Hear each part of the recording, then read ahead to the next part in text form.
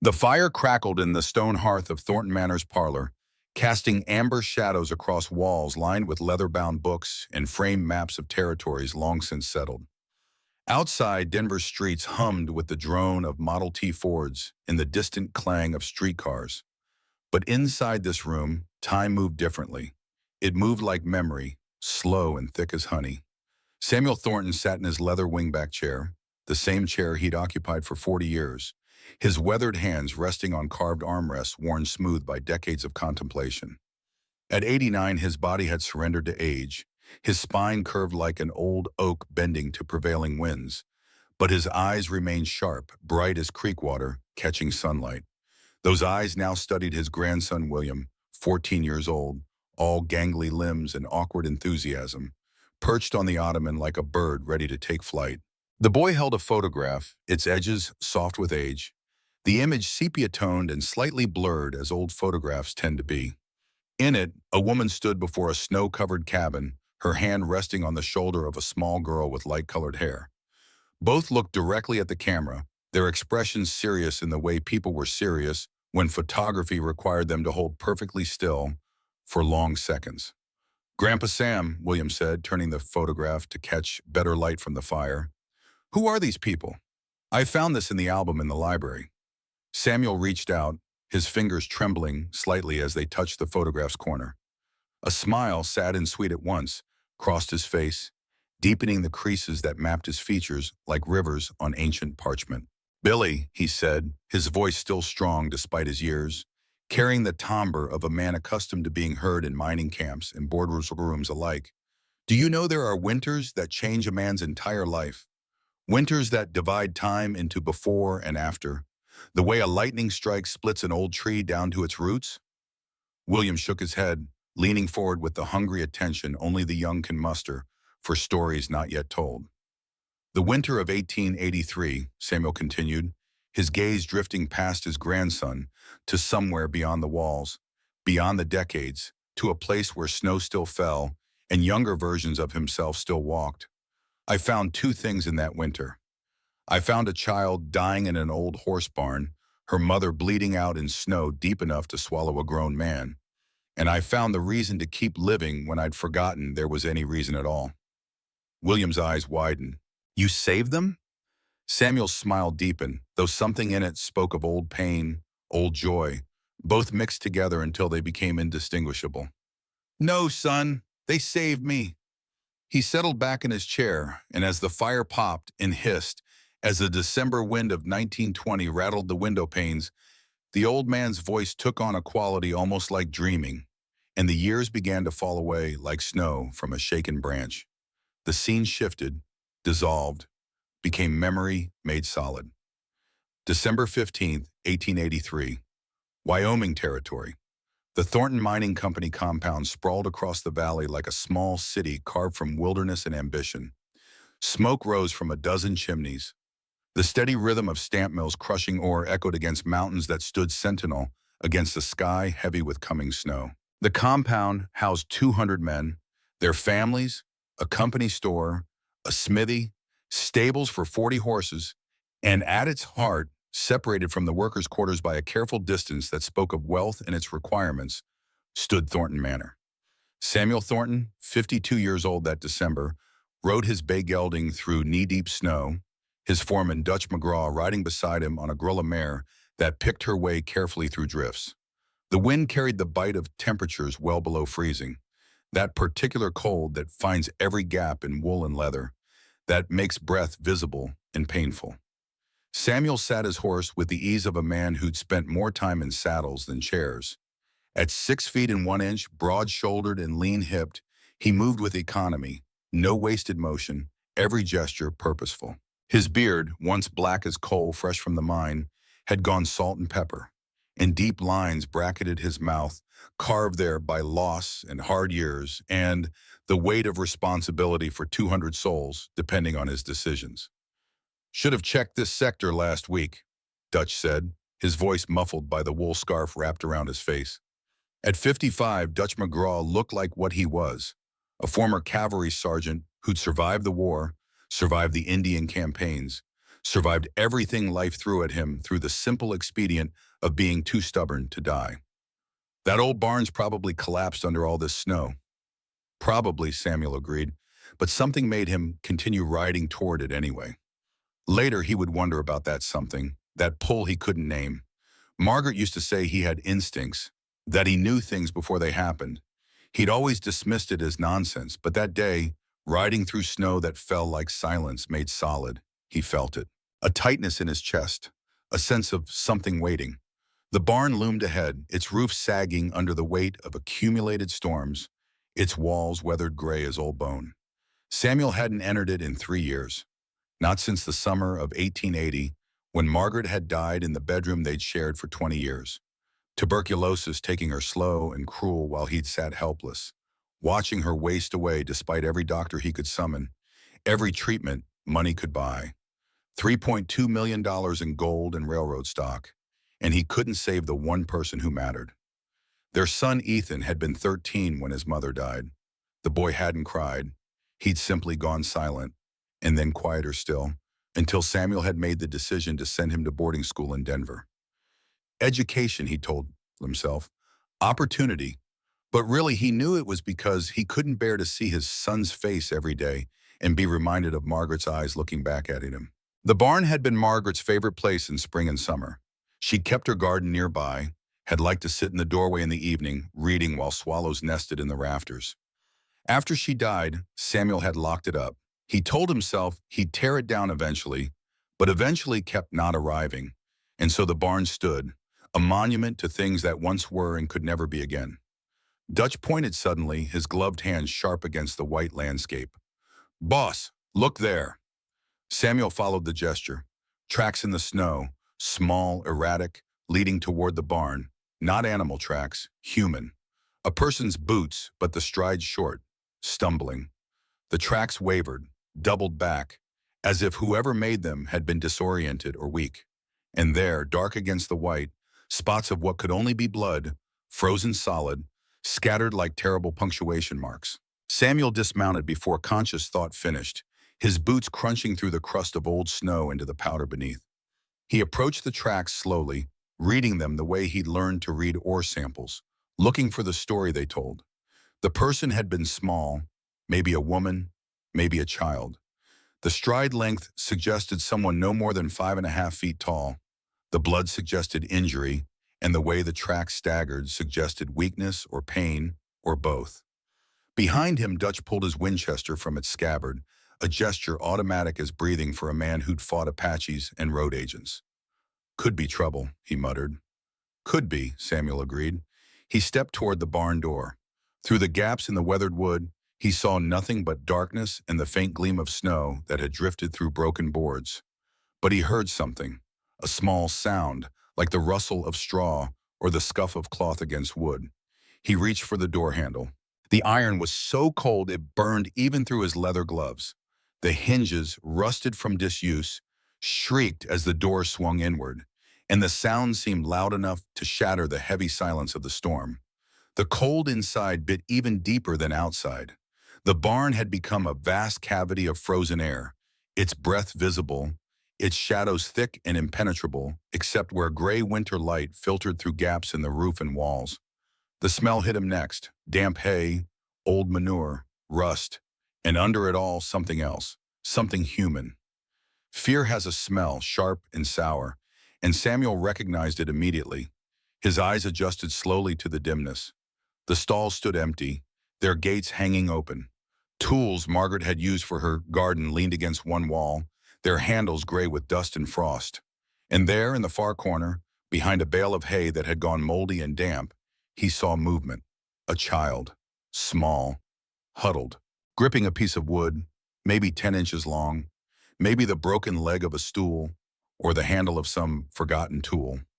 She held it raised like a weapon, and even from 15 feet away, Samuel could see her hands shaking, could see the way her entire small body trembled with cold and terror. She looked perhaps 4 years old, though hunger could make children look younger than their years.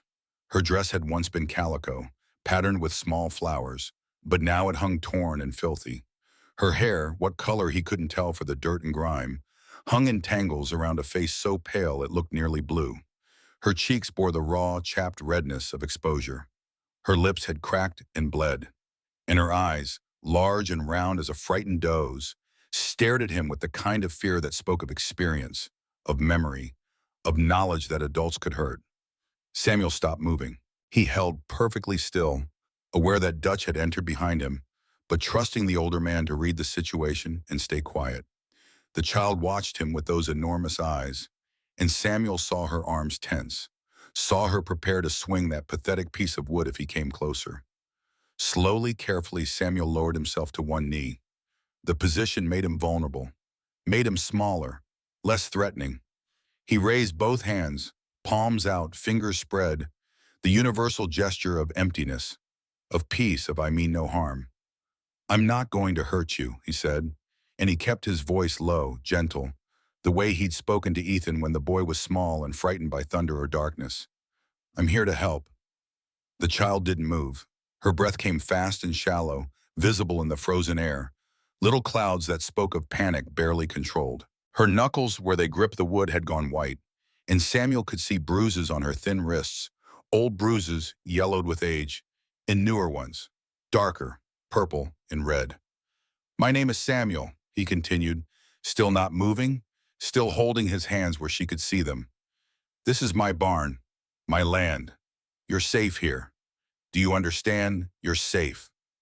For a long moment, nothing. The wind howled outside, rattling the loose boards. A horse somewhere in the compound whinnied, the sound carrying thin and distant. And then, so quietly he almost missed it, the child spoke. "Don't hit me." 3 words, barely more than a whisper, rough with thirst or tears or both.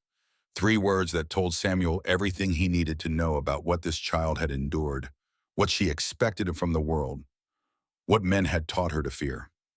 His chest tightened. Behind him he heard Dutch's sharp intake of breath. "I won't," Samuel said, and he put every ounce of truth he possessed into those 2 words.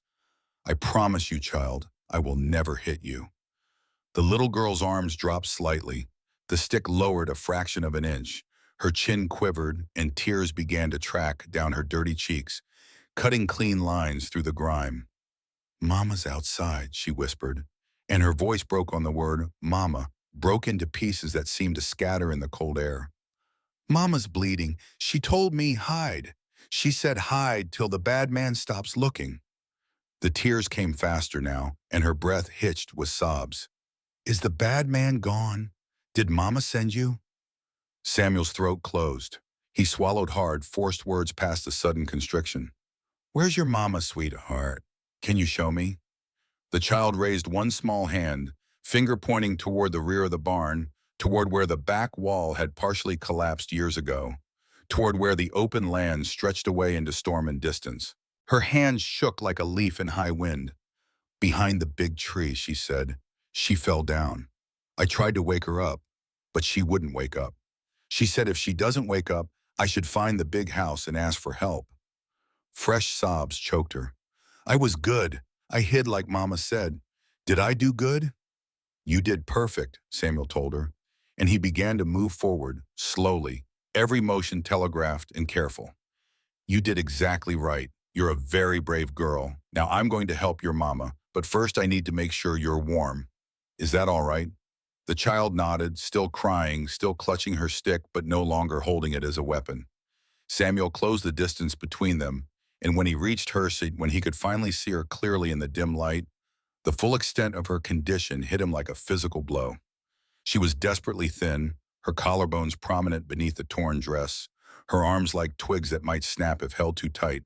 The bruises he'd seen on her wrists continued up her arms, finger-shaped marks that spoke of rough handling, of adult hands gripping too hard. Around her small throat, he could see faint red marks, like someone had grabbed her there, had choked her or come close to it. Without speaking, he began to unbutton his heavy wool coat, the one lined with sheepskin that had cost $200 in Denver, imported from Scotland.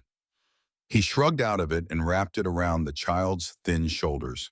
It dwarfed her, swallowed her completely, but she pulled it close with the small sound that might have been gratitude or relief or simply the animal response to warmth after too long and killing cold.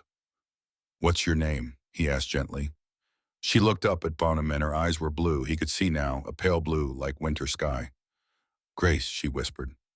"Grace," Samuel repeated, and something in his chest that had been frozen for 3 years began, against all logic and expectation, to thaw. "That's a beautiful name. I'm going to pick you up now, Grace, and we're going to find your mama. All right?" She nodded, and when he lifted her, she weighed almost nothing, felt fragile as bird bones in his arms. She tucked her head against his shoulder, and he could feel her whole body shivering, great tremors that ran through her like electricity. Dutch stood by the door, his weathered face unreadable, but his eyes suspiciously bright. "I'll get the horses ready," he said gruffly, and disappeared into the storm. Samuel carried Grace out of the barn, out of the darkness, and into the white world beyond, where snow fell steadily and wind screamed down from the mountains with voices like the damned. The child pointed with one small hand, her finger emerging from the folds of his coat like a compass needle finding north. "There," she said. "Mama went there." Samuel followed the direction she indicated, his boots breaking through crust into powder, each step an effort. The tracks he'd seen earlier continued, more erratic now, weaving between drifts like a drunk man's path. More blood, more often. Whoever had made these tracks had been dying with each step. 50 yards from the barn, he found her. She lay curled on her side behind the trunk of an ancient pine, its branches heavy with snow, its roots humped up from the frozen ground like the bones of some buried giant. At first glance, Samuel thought she might be a pile of discarded clothing. So still was she, so covered in snow. But as he drew closer, he saw the shape resolve into human form. A woman, young, her coat thin, inadequate for this weather, soaked through with melted snow and blood. Her hair, dark brown, spread across the white ground like spilled ink. "Mama," Grace cried out, sudden and sharp, her small voice cutting through the wind. "Mama, we found the angel. Wake up, please wake up." Samuel knelt, awkward with the child still in his arms, and reached out with one hand to touch the woman's throat, searching for pulse. Her skin felt like ice, bloodless, cold as the dead, and for a terrible moment he thought he was too late, that this woman had frozen while her daughter hid in the barn, that Grace had been orphaned in the worst way possible. Then he felt it, faint, irregular, but there, a pulse, thread-like and weak as a guttering candle, but present. Life still against all odds and sense. He leaned closer, his face near hers, and felt the barest whisper of breath against his cheek. She lived. Barely, by margins so thin they might not matter. But she lived. "Grace," he said, and his voice came out rough, urgent. "Your mama's alive. She's very sick, but she's alive. I need you to be very brave now. Can you do that?" The child nodded against his shoulder, her tears soaking through his shirt. Dutch appeared, leading both horses, his face grim as he took in the scene. "Jesus, Mary and Joseph," he muttered, then caught himself. "Sorry, boss." "Help me," Samuel said. Together they managed to lift the woman. She weighed nothing, less even than Grace, her body wasted by hunger or sickness or both. Samuel could feel every rib, every vertebra of her spine. As they moved her, her coat fell open, and he saw the wound. Her left shoulder, front and back, bore ugly marks. An entry wound, small and puckered. An exit wound, larger, ragged. A bullet had passed clean through, but the wound had been bandaged, poorly, with strips of cloth that looked like they'd been torn from a petticoat or underskirt. The bandages were soaked red and black, and the flesh around the wounds had gone an angry scarlet streaked with dark lines. Infection. Blood poisoning. Without treatment, she'd be dead in hours. As Samuel adjusted his grip, the woman stirred, the first voluntary movement he'd seen from him. Her head rolled toward him, and her eyes opened, just barely, just enough for him to see they were dark gray, the color of storm clouds. Confusion crossed her face, then something else. Fear. Recognition of danger. She tried to pull away, a weak, spasmodic movement that nearly made him drop her. "No," she breathed, the word thick and slurred. "Please, don't take me back. He'll kill me. He'll kill Grace." "Nobody's taking you anywhere you don't want to go," Samuel said, firm but gentle. "I'm Samuel Thornton. This is my land. I'm taking you to my home, where you'll be safe and warm and treated by a doctor. Do you understand?" The woman's eyes, struggling to focus, found his face. She studied him with what looked like the last of her strength, searching for something, some quality she needed to see before she could trust. Whatever she found must have satisfied her, because her body relaxed slightly, stopped fighting. "Grace," she whispered. "Where's Grace?" "Right here, ma'am," Samuel said, and shifted slightly so the woman could see her daughter still wrapped in his coat, still safe in his arms. "She's cold and scared, but she's unhurt. She was very brave." The woman's eyes filled with tears. Her lips moved, forming words Samuel couldn't hear, but he thought they might be thank you, or maybe just please, or perhaps some prayer to a God she hoped might still be listening, despite all evidence to the contrary. Then her eyes closed, and she went limp in their arms, unconscious again, perhaps for the best. Samuel had seen enough wounds in his time to know that moving her would be agony if she were awake. They rode back to the manor through snow that had begun to fall heavier, thick flakes that obscured vision and muffled sound. Samuel held the woman across his saddle, one arm supporting her while the other held the reins. Dutch carried Grace, the little girl finally falling silent, exhausted by fear and cold and the sudden safety of rescue. The compound came into view through the storm like a vision, lights glowing in windows, smoke rising from chimneys, the whole place radiating warmth and shelter and civilization against the white wilderness that surrounded it. The manor itself, 3 stories of Victorian architecture imported wholesale from the east, stood at the compound's heart, its gables and turrets looking almost absurd in this rough country, like a duchess attending a barn dance. Samuel had built it for Margaret. She'd grown up in Boston, daughter of a merchant family fallen on hard times, and she'd married him when he was just a prospector with more ambition than sense. She'd followed him west, had lived in tents and rough cabins, had never once complained, but when the first gold strike made him wealthy, he'd promised her a proper home. This house was that promise made solid. 3 years she'd enjoyed it. 3 years before the coughing started, before the blood, before the slow decline that money couldn't stop. Now he rode up to that house carrying a dying woman and her terrified child, and he felt something stir in him that he'd thought died with Margaret. Purpose, direction, the sense that what he did next mattered. Dutch dismounted first, handed Grace to one of the stable hands who'd come running at their approach, then helped Samuel lower the woman to the ground. Her head lolled, and a small moan escaped her lips, the sound of pain beyond bearing. The front door burst open, and Helena Walsh rushed out, all efficient motion and practical concern. At 58, Mrs. Walsh had been with the Thornton family for 20 years, had raised Ethan alongside her own children, and ran the manor with the iron discipline of a general commanding troops. She took one look at the woman in Samuel's arms, and her mouth compressed into a thin line. "Get her inside," she ordered, already turning back toward the house. "Rose room, I'll fetch Dr. Morrison." She paused, looked at Grace still held by the uncertain stable hand. "And bring that child to the kitchen. She needs food and warmth," in that order. The Rose room occupied the second floor's eastern corner, its windows facing sunrise, its wallpaper patterned with delicate pink roses that Margaret had chosen. The room hadn't been used since she died. Samuel had kept it closed, preserved like a museum exhibit, but now he carried this stranger woman to the bed Margaret had commissioned from craftsmen in Philadelphia, laid her on sheets that smelled of lavender and storage. Mrs. Walsh appeared with towels, hot water, scissors. She began cutting away the woman's wet clothing with practiced efficiency, revealing a body marked by more than just the gunshot wound. Bruises, old and new, covered her ribs, her arms, her thighs. Some had faded to yellow-green. Others looked fresh, purple and black. Around her throat, faint bruising, like someone had grabbed her there, had squeezed. "Mother of God," Mrs. Walsh breathed, and made the sign of the cross. "What happened to this poor creature?" "I don't know," Samuel said, though he could guess. Those bruises told a story, and it was one he knew, had heard whispered about in mining camps and frontier towns.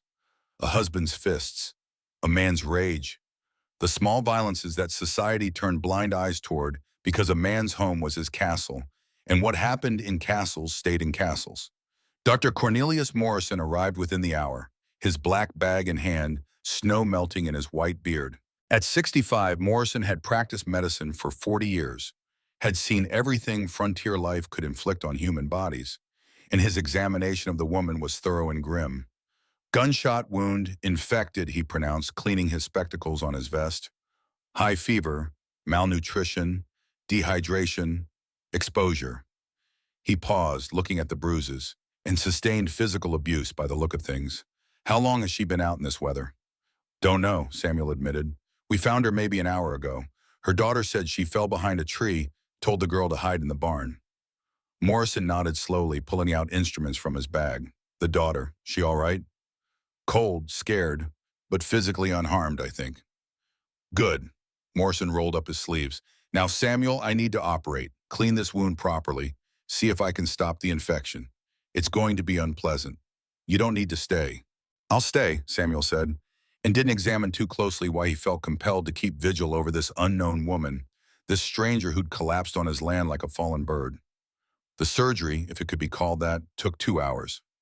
Morrison worked by lamplight, cutting away dead tissue, flushing the wound with carbolic acid that made the unconscious woman moan and thrash weakly. He stitched with careful precision, his old hands steady despite their age, and through it all, Samuel stood at the bedside, ready to help hold her still when Morrison needed to cut deep. When it was finished, when the shoulder had been cleaned and stitched and bandaged fresh, Morrison washed his hands and sat heavily in the chair by the window. She'll live or die in the next day or two, he said bluntly. Infection might be too far advanced, or it might not. She's strong, I'll say that. Anyone who could walk through weather like this with that wound should have died a dozen times over. She wanted to live. That counts for something. What about the bullet? Samuel asked. Can you tell what kind of gun? Morrison shrugged. Small caliber, 32 maybe. Fired at close range, given the powder burns around the entry wound. Someone shot her deliberately, Samuel. This wasn't a hunting accident. Samuel looked down at the woman, peaceful now in unconsciousness, her face alabaster pale against the white pillows. Someone tried to kill her. Yes, Morrison agreed, and came damn close to succeeding.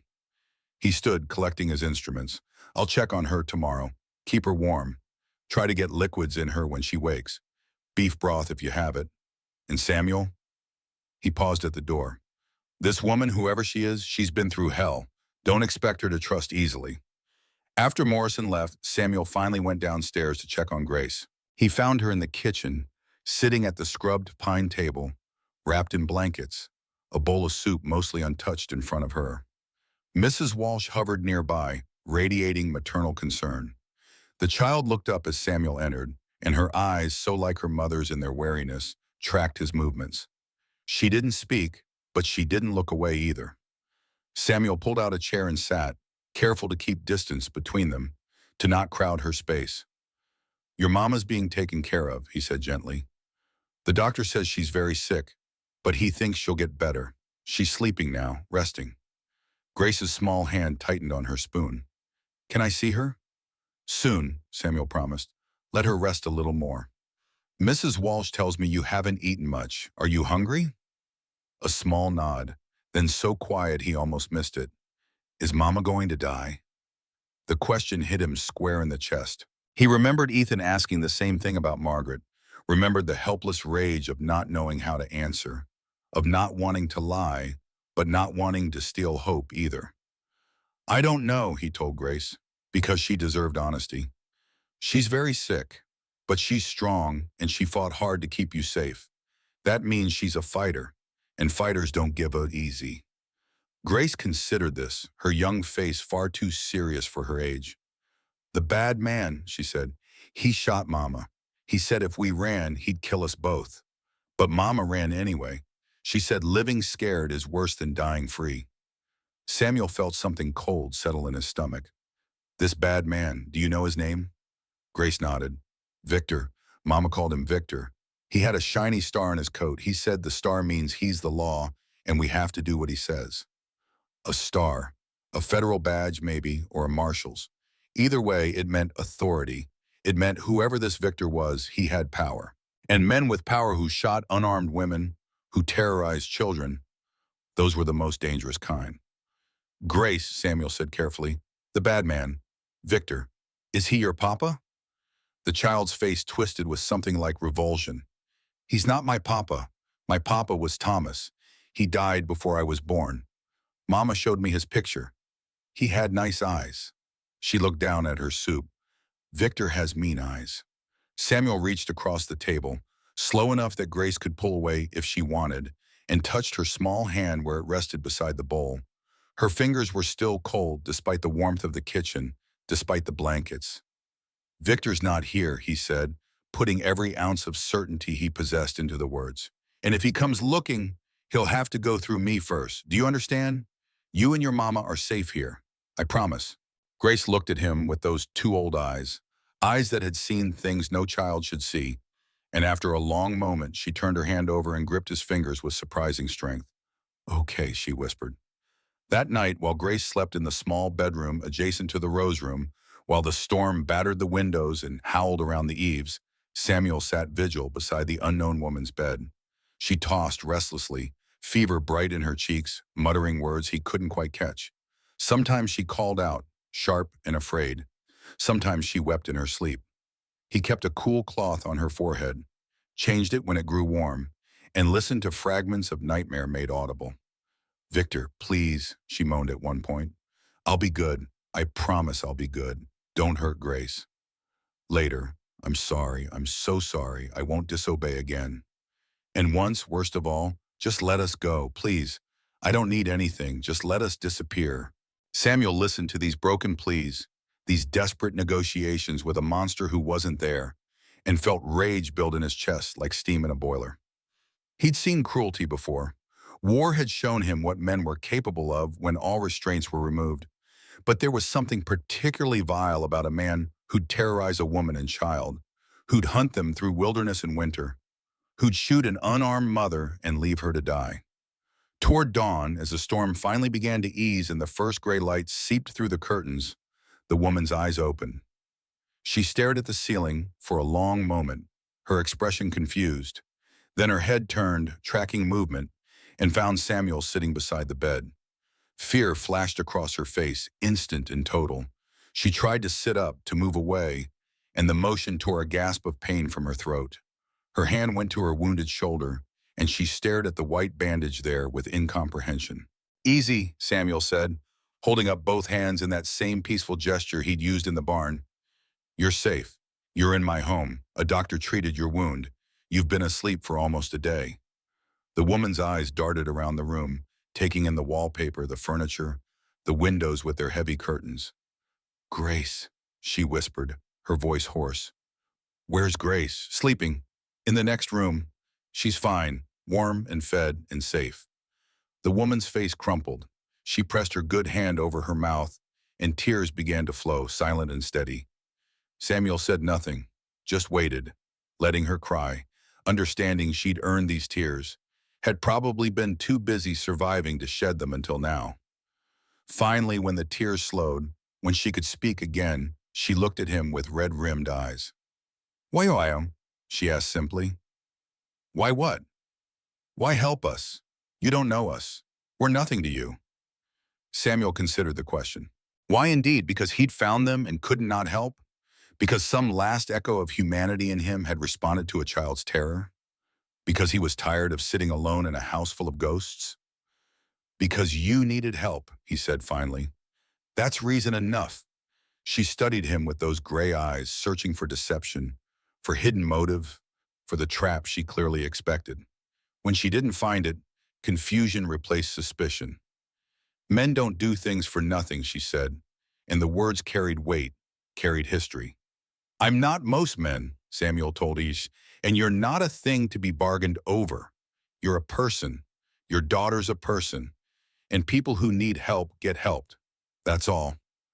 Fresh tears welled, but she blinked them back. I don't even know your name. Samuel Thornton. This is Thornton Manor. You're in Wyoming territory, about 5 miles outside Ash Hollow. I'm Sarah, she said, Sarah Brennan. She hesitated, then added, Thank you, Mr. Thornton. Thank you for saving our lives. Call me Samuel, he said, and you're welcome. Now, can you tell me what happened? Who shot you? Grace mentioned someone named Victor. Sarah's face went pale, and her breathing quickened. He'll come, she whispered. He'll find us. He always finds me. Who is he? She closed her eyes, and for a moment Samuel thought she wouldn't answer, but then words began to spill out, rapid and frightened, like she needed to speak them before courage failed. Victor Brennan, my husband. He's a federal inspector. Treasury Department. He has authority, Samuel. He has a badge and papers, and his father is a judge in Montana. He can go anywhere. He can take me back, and no one will stop him because legally, I'm his wife, and Grace is his daughter. But she's not, Samuel said, remembering what Grace had told him. Grace said her real father was Thomas. Sarah nodded, one hand unconsciously moving to rest on her stomach, as if memory lived there. Thomas was my fiancé. We were going to marry. He was kind, Samuel, gentle. He worked as an engineer, designing bridges. We were in love. Her voice caught. Then there was an accident. A support beam failed. Thomas died along with 3 other men. I was pregnant. My family disowned me. Society shunned me. I had nothing. She paused, swallowing hard. I became a teacher at a small school in Montana, kept to myself, raised Grace alone for 3 years. Then Victor appeared. He was charming, attentive.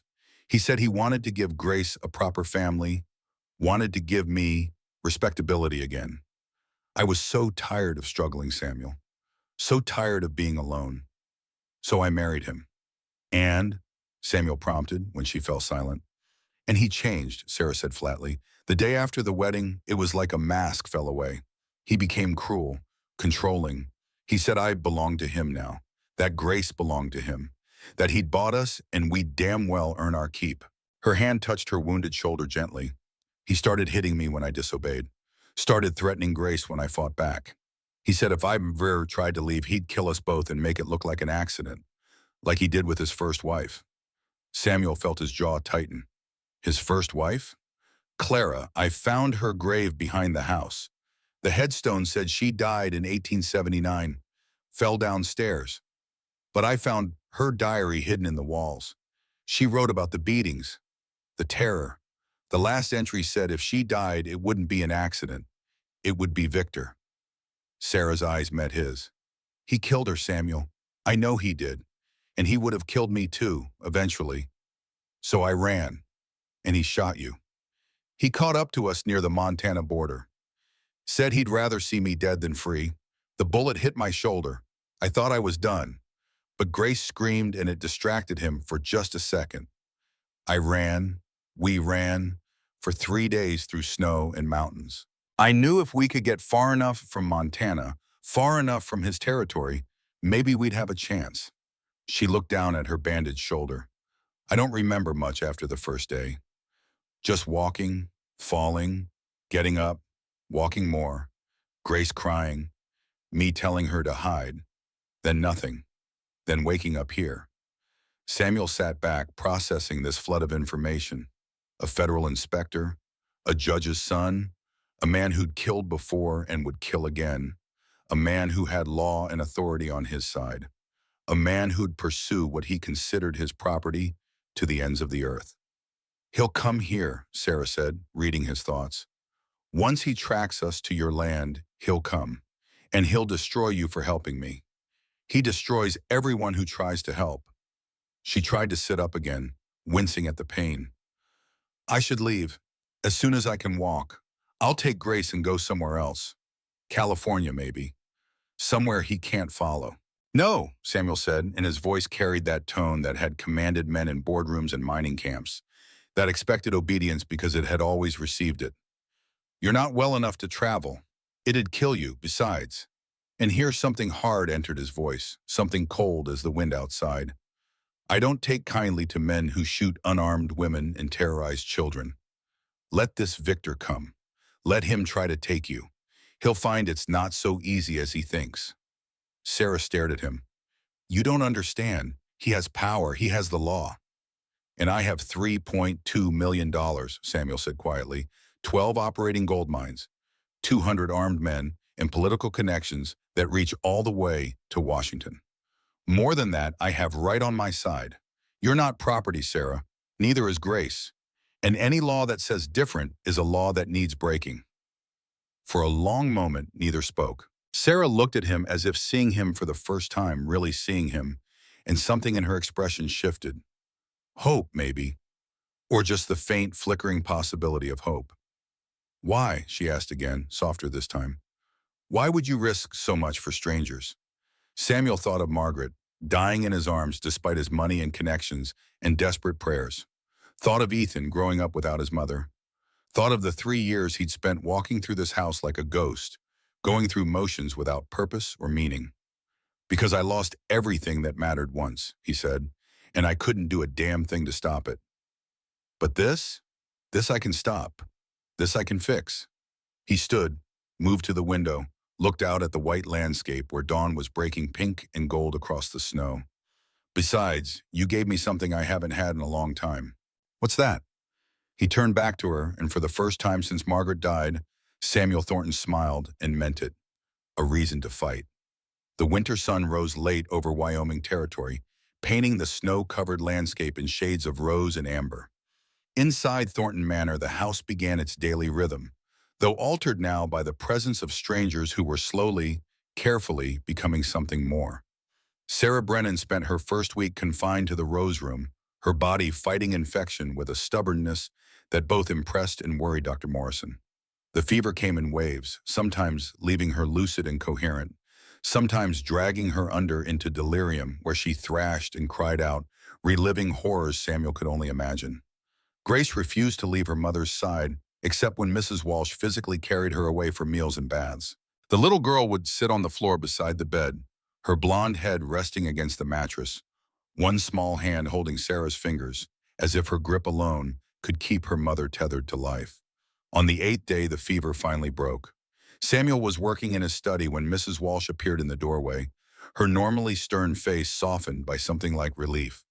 She's awake, the housekeeper said, really awake this time, asking for water and food. The fever's gone. He took the stairs 2 at a time, catching himself at Sarah's door, forcing himself to slow, to knock rather than burst in. Grace opened the door, and her small face broke into the first real smile he'd seen from her, transforming her features from frightened to simply young. "Mama's better," she announced. She knew my name right away and everything. Sarah sat propped against pillows, her dark hair brushed and braided by Mrs. Walsh's capable hands, her face still pale but no longer carrying that gray cast of approaching death. She managed a weak smile as Samuel endorsed. "I hear I've been terrible company," she said, her voice rough but clear. "You've been surviving," Samuel replied, pulling a chair close to the bedside. "That's all anyone can ask." Over the next hour, they talked more freely than before, the intimacy of crisis having burned away the usual social barriers. Sarah told him about her life before Victor, about growing up in Boston, about her father's hardware store and her mother's piano lessons, about dreams of teaching literature to young minds eager for knowledge. She spoke of Thomas with a tenderness that made clear the wound of his loss still ached, even years later. "He used to read poetry to me," she said, her eyes distant with memory. "Whitman, mostly. He loved Whitman. Said there was something essentially American about those poems, something about possibility and open roads." She smiled sadly. "I haven't been able to read Whitman since he died. It hurt too much." "And Grace?" Samuel asked. "Does she remember him at all?" "She has his eyes," Sarah said. "That particular blue-green that looks different depending on the light.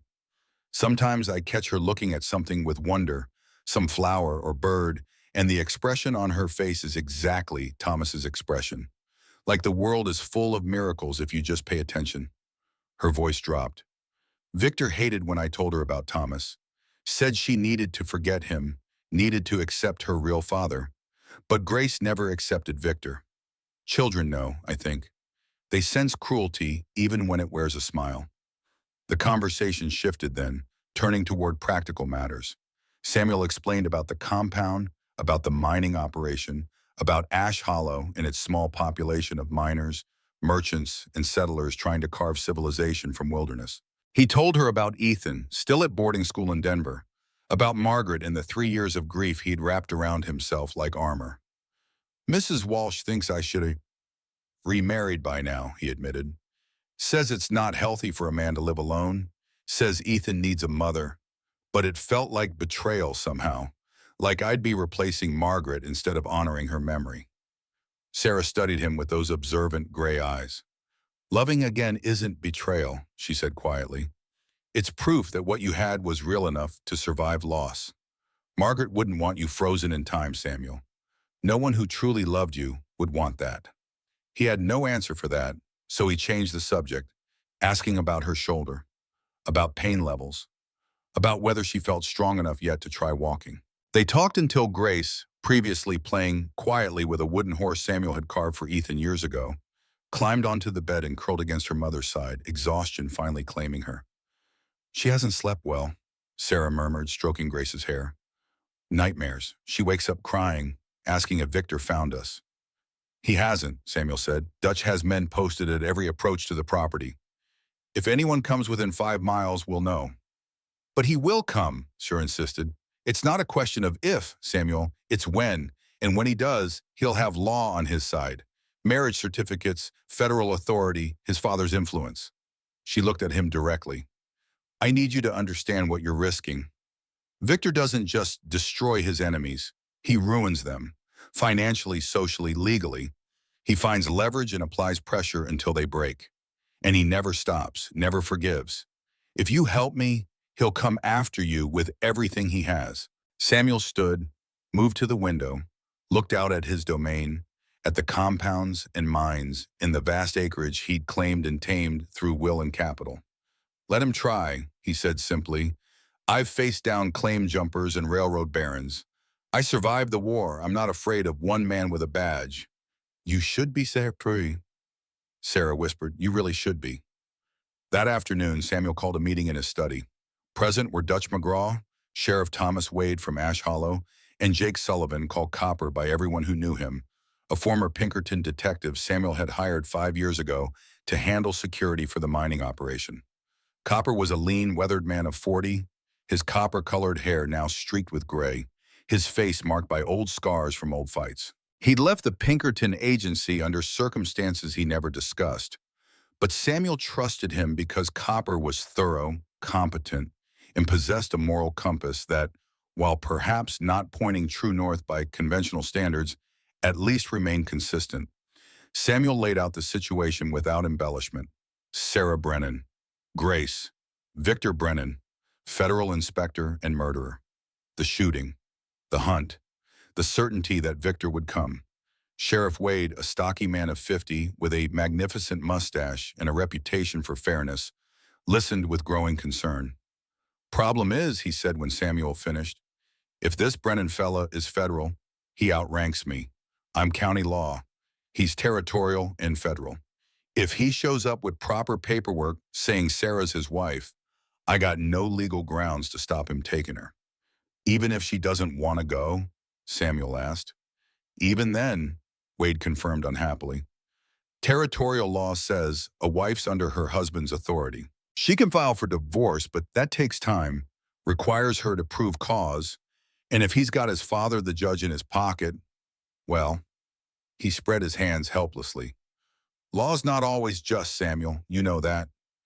Then we need leverage, Samuel said, something that gives us legal grounds to resist. Copper, that's where you come in. Copper had been sitting quietly, rolling a cigarette with practiced fingers. Now he looked up, his pale blue eyes sharp. You want me to investigate Victor Brennan? Everything, Samuel confirmed. His past, his crimes, the first wife who died in an accident, any other women who might have mysteriously died or disappeared, financial irregularities, anything we can use to show he's not the upstanding federal officer he claims to be. Pinkerton agency keeps files on damn near everyone, Copper said thoughtfully, and I still got contacts there, folks who owe me favors. Give me a week. I'll find out what skeletons Victor Brennan's got buried and where he buried them. Good, Samuel said. Dutch, I want round-the-clock patrols on all approaches to the property. Anyone asks questions in town about a woman and child, I want to know immediately. Dutch nodded, his grizzled face grim. Already got it organized, boss. Shifts of 4 men, rotating every 6 hours. Got lookouts posted at the east and north roads. Anyone tries to sneak onto Thorntonland, they'll answer to Winchester logic. No shooting unless absolutely necessary, Samuel cautioned. I don't want us looking like outlaws. But I also don't want Victor Brennan walking onto my property without knowing he's being watched. Sheriff Wade cleared his throat. Samuel, I got to ask, you sure about this?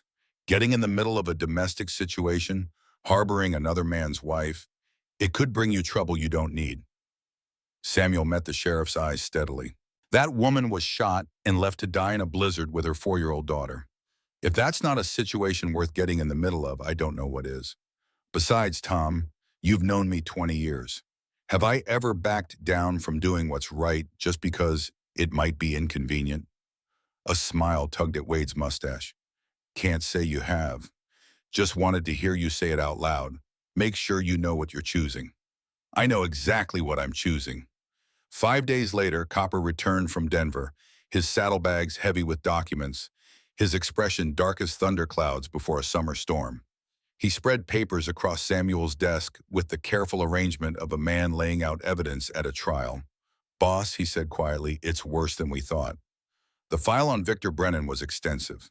Copper had compiled information from Pinkerton files, newspaper archives, court records, and quiet conversations with people who'd known Victor in various capacities over the years. What emerged was a portrait of a man who wore respectability like a costume while beneath lurked something monstrous.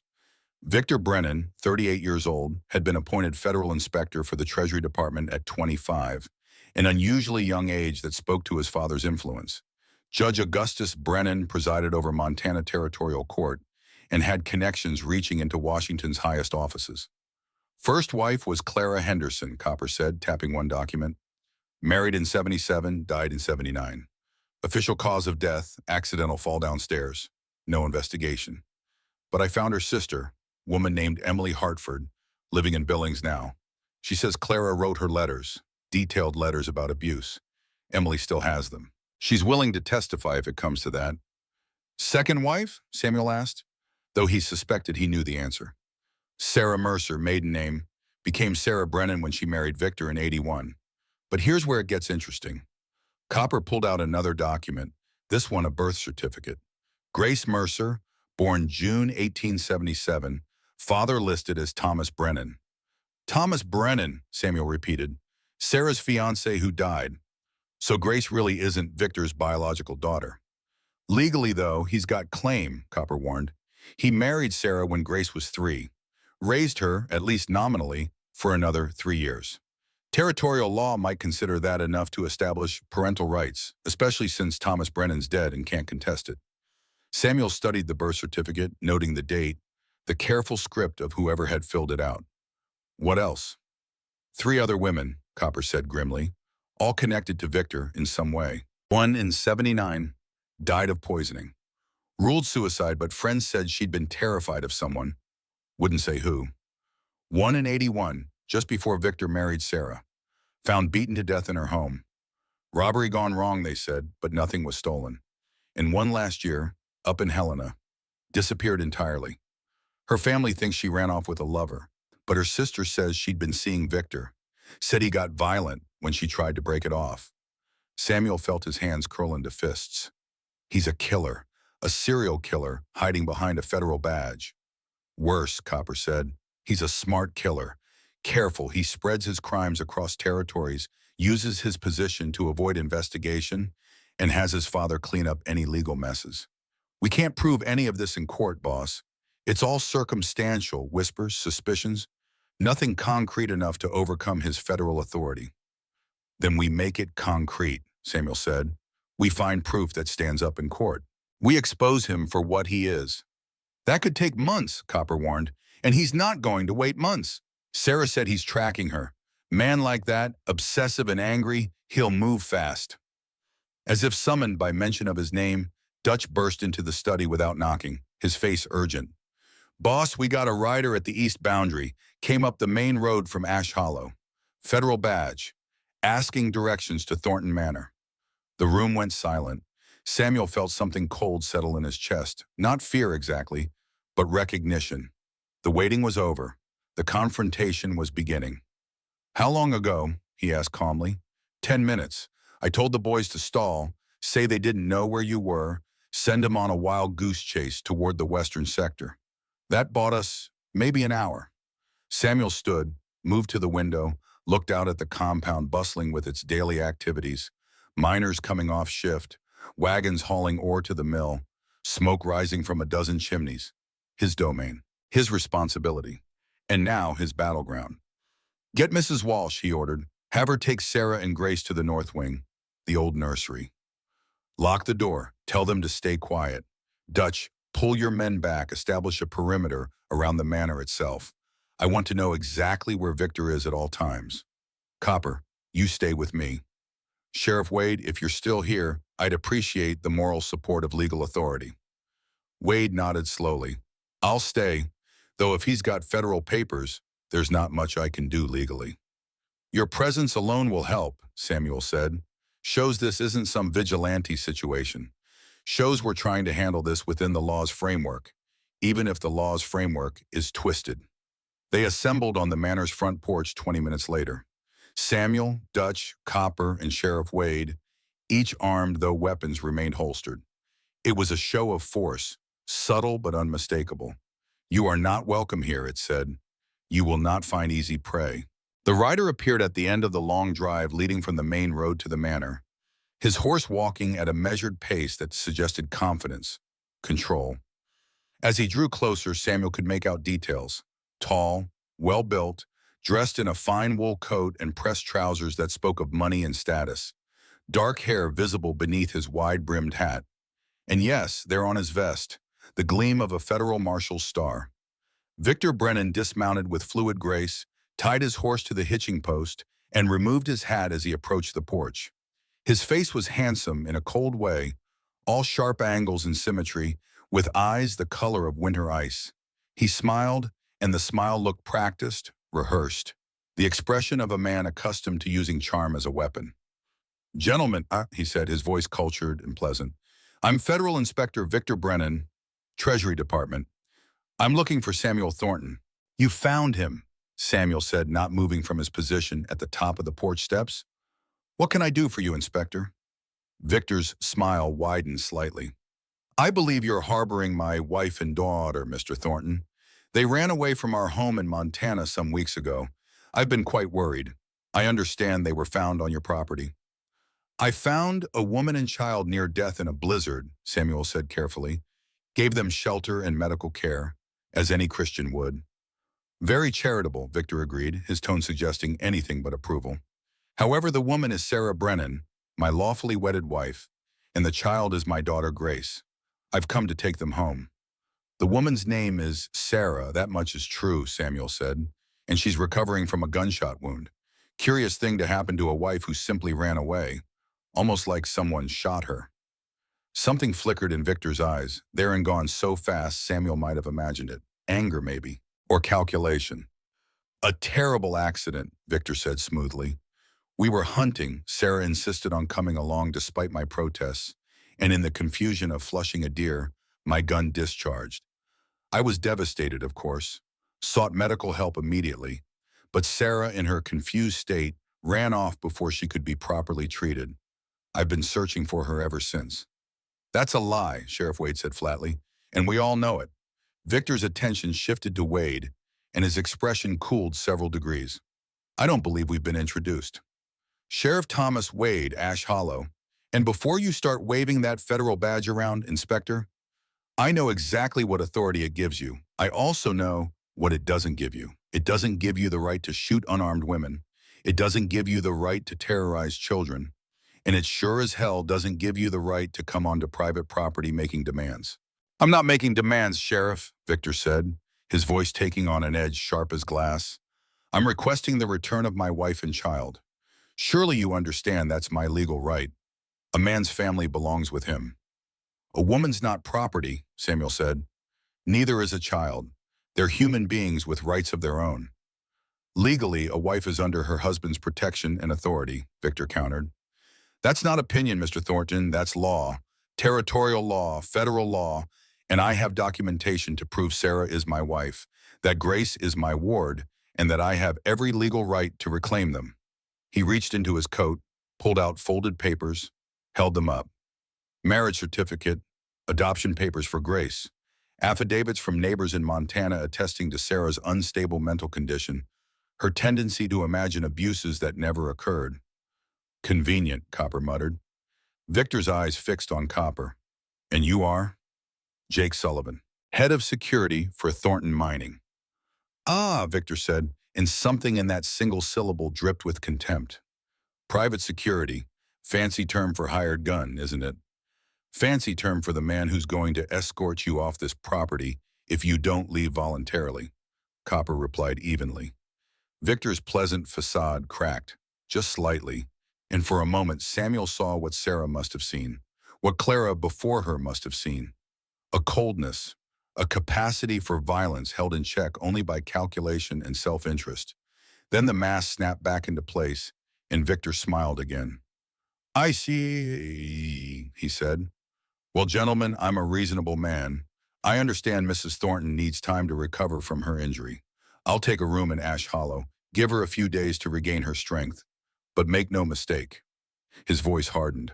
I will be taking my wife and daughter home, with or without your cooperation. I prefer it to be civil, but if necessary, I can return with territorial marshals and federal warrants. Your choice. He turned, untied his horse, mounted with that same fluid grace.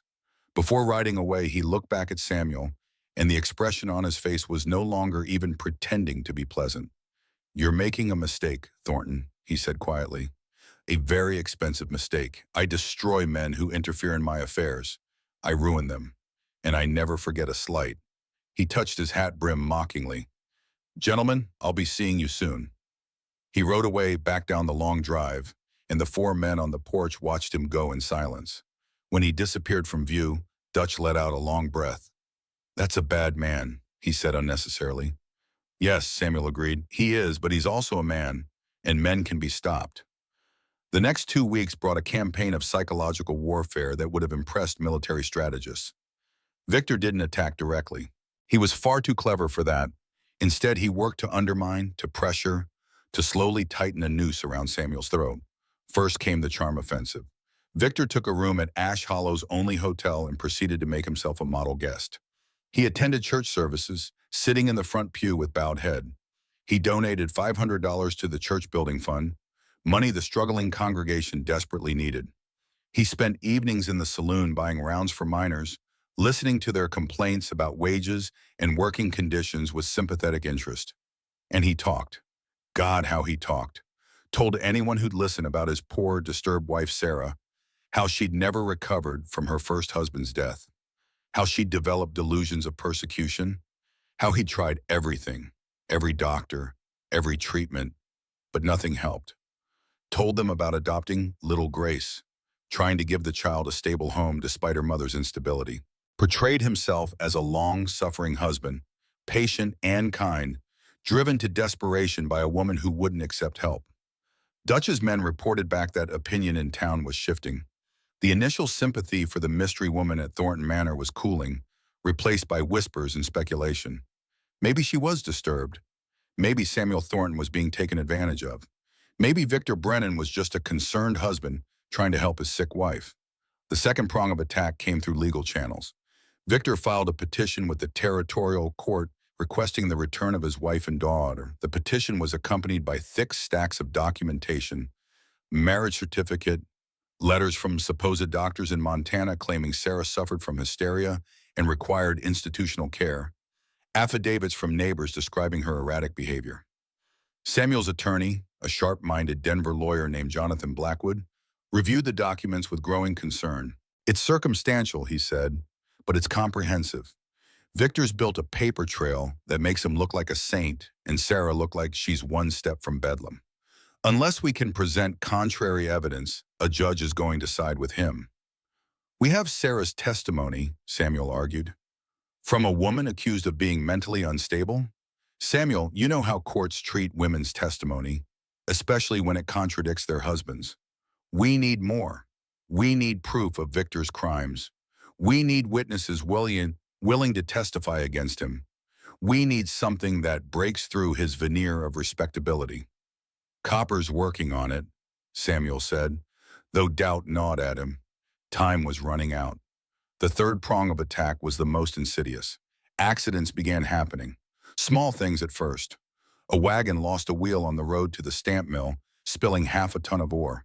Two of Samuel's best miners got into a fistfight over a woman, something that would normally be handled quietly but which Victor, happening to be nearby, reported to territorial authorities as a sign of lawlessness at the Thornton compound.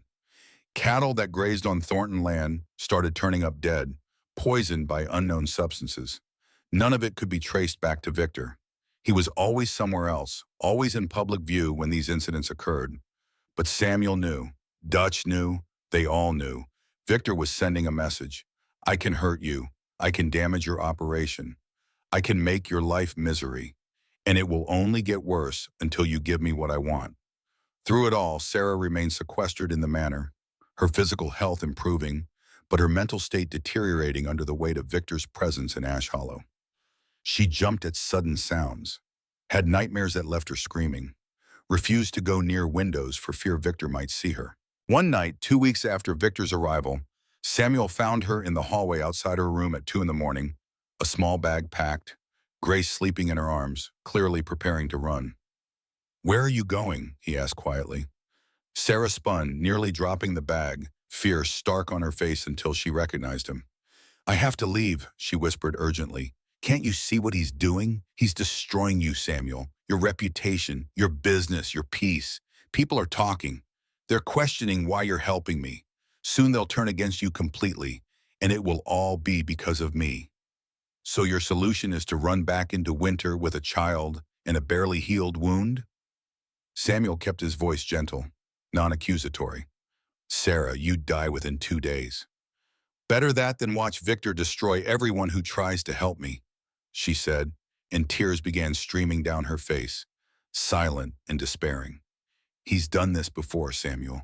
In Montana, there was a woman who let me stay with her when I tried to leave the first time.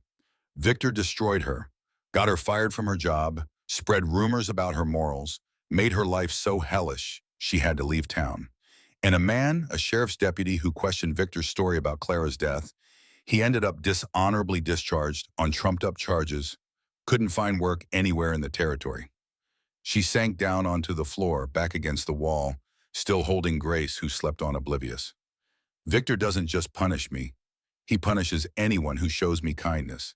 It's how he maintains control, by making sure I know that caring about me is dangerous, that anyone who helps me will suffer."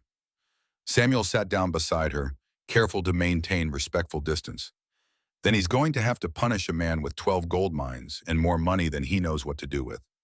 Sarah, I'm not some powerless deputy or struggling shopkeeper. I have resources. I have influence.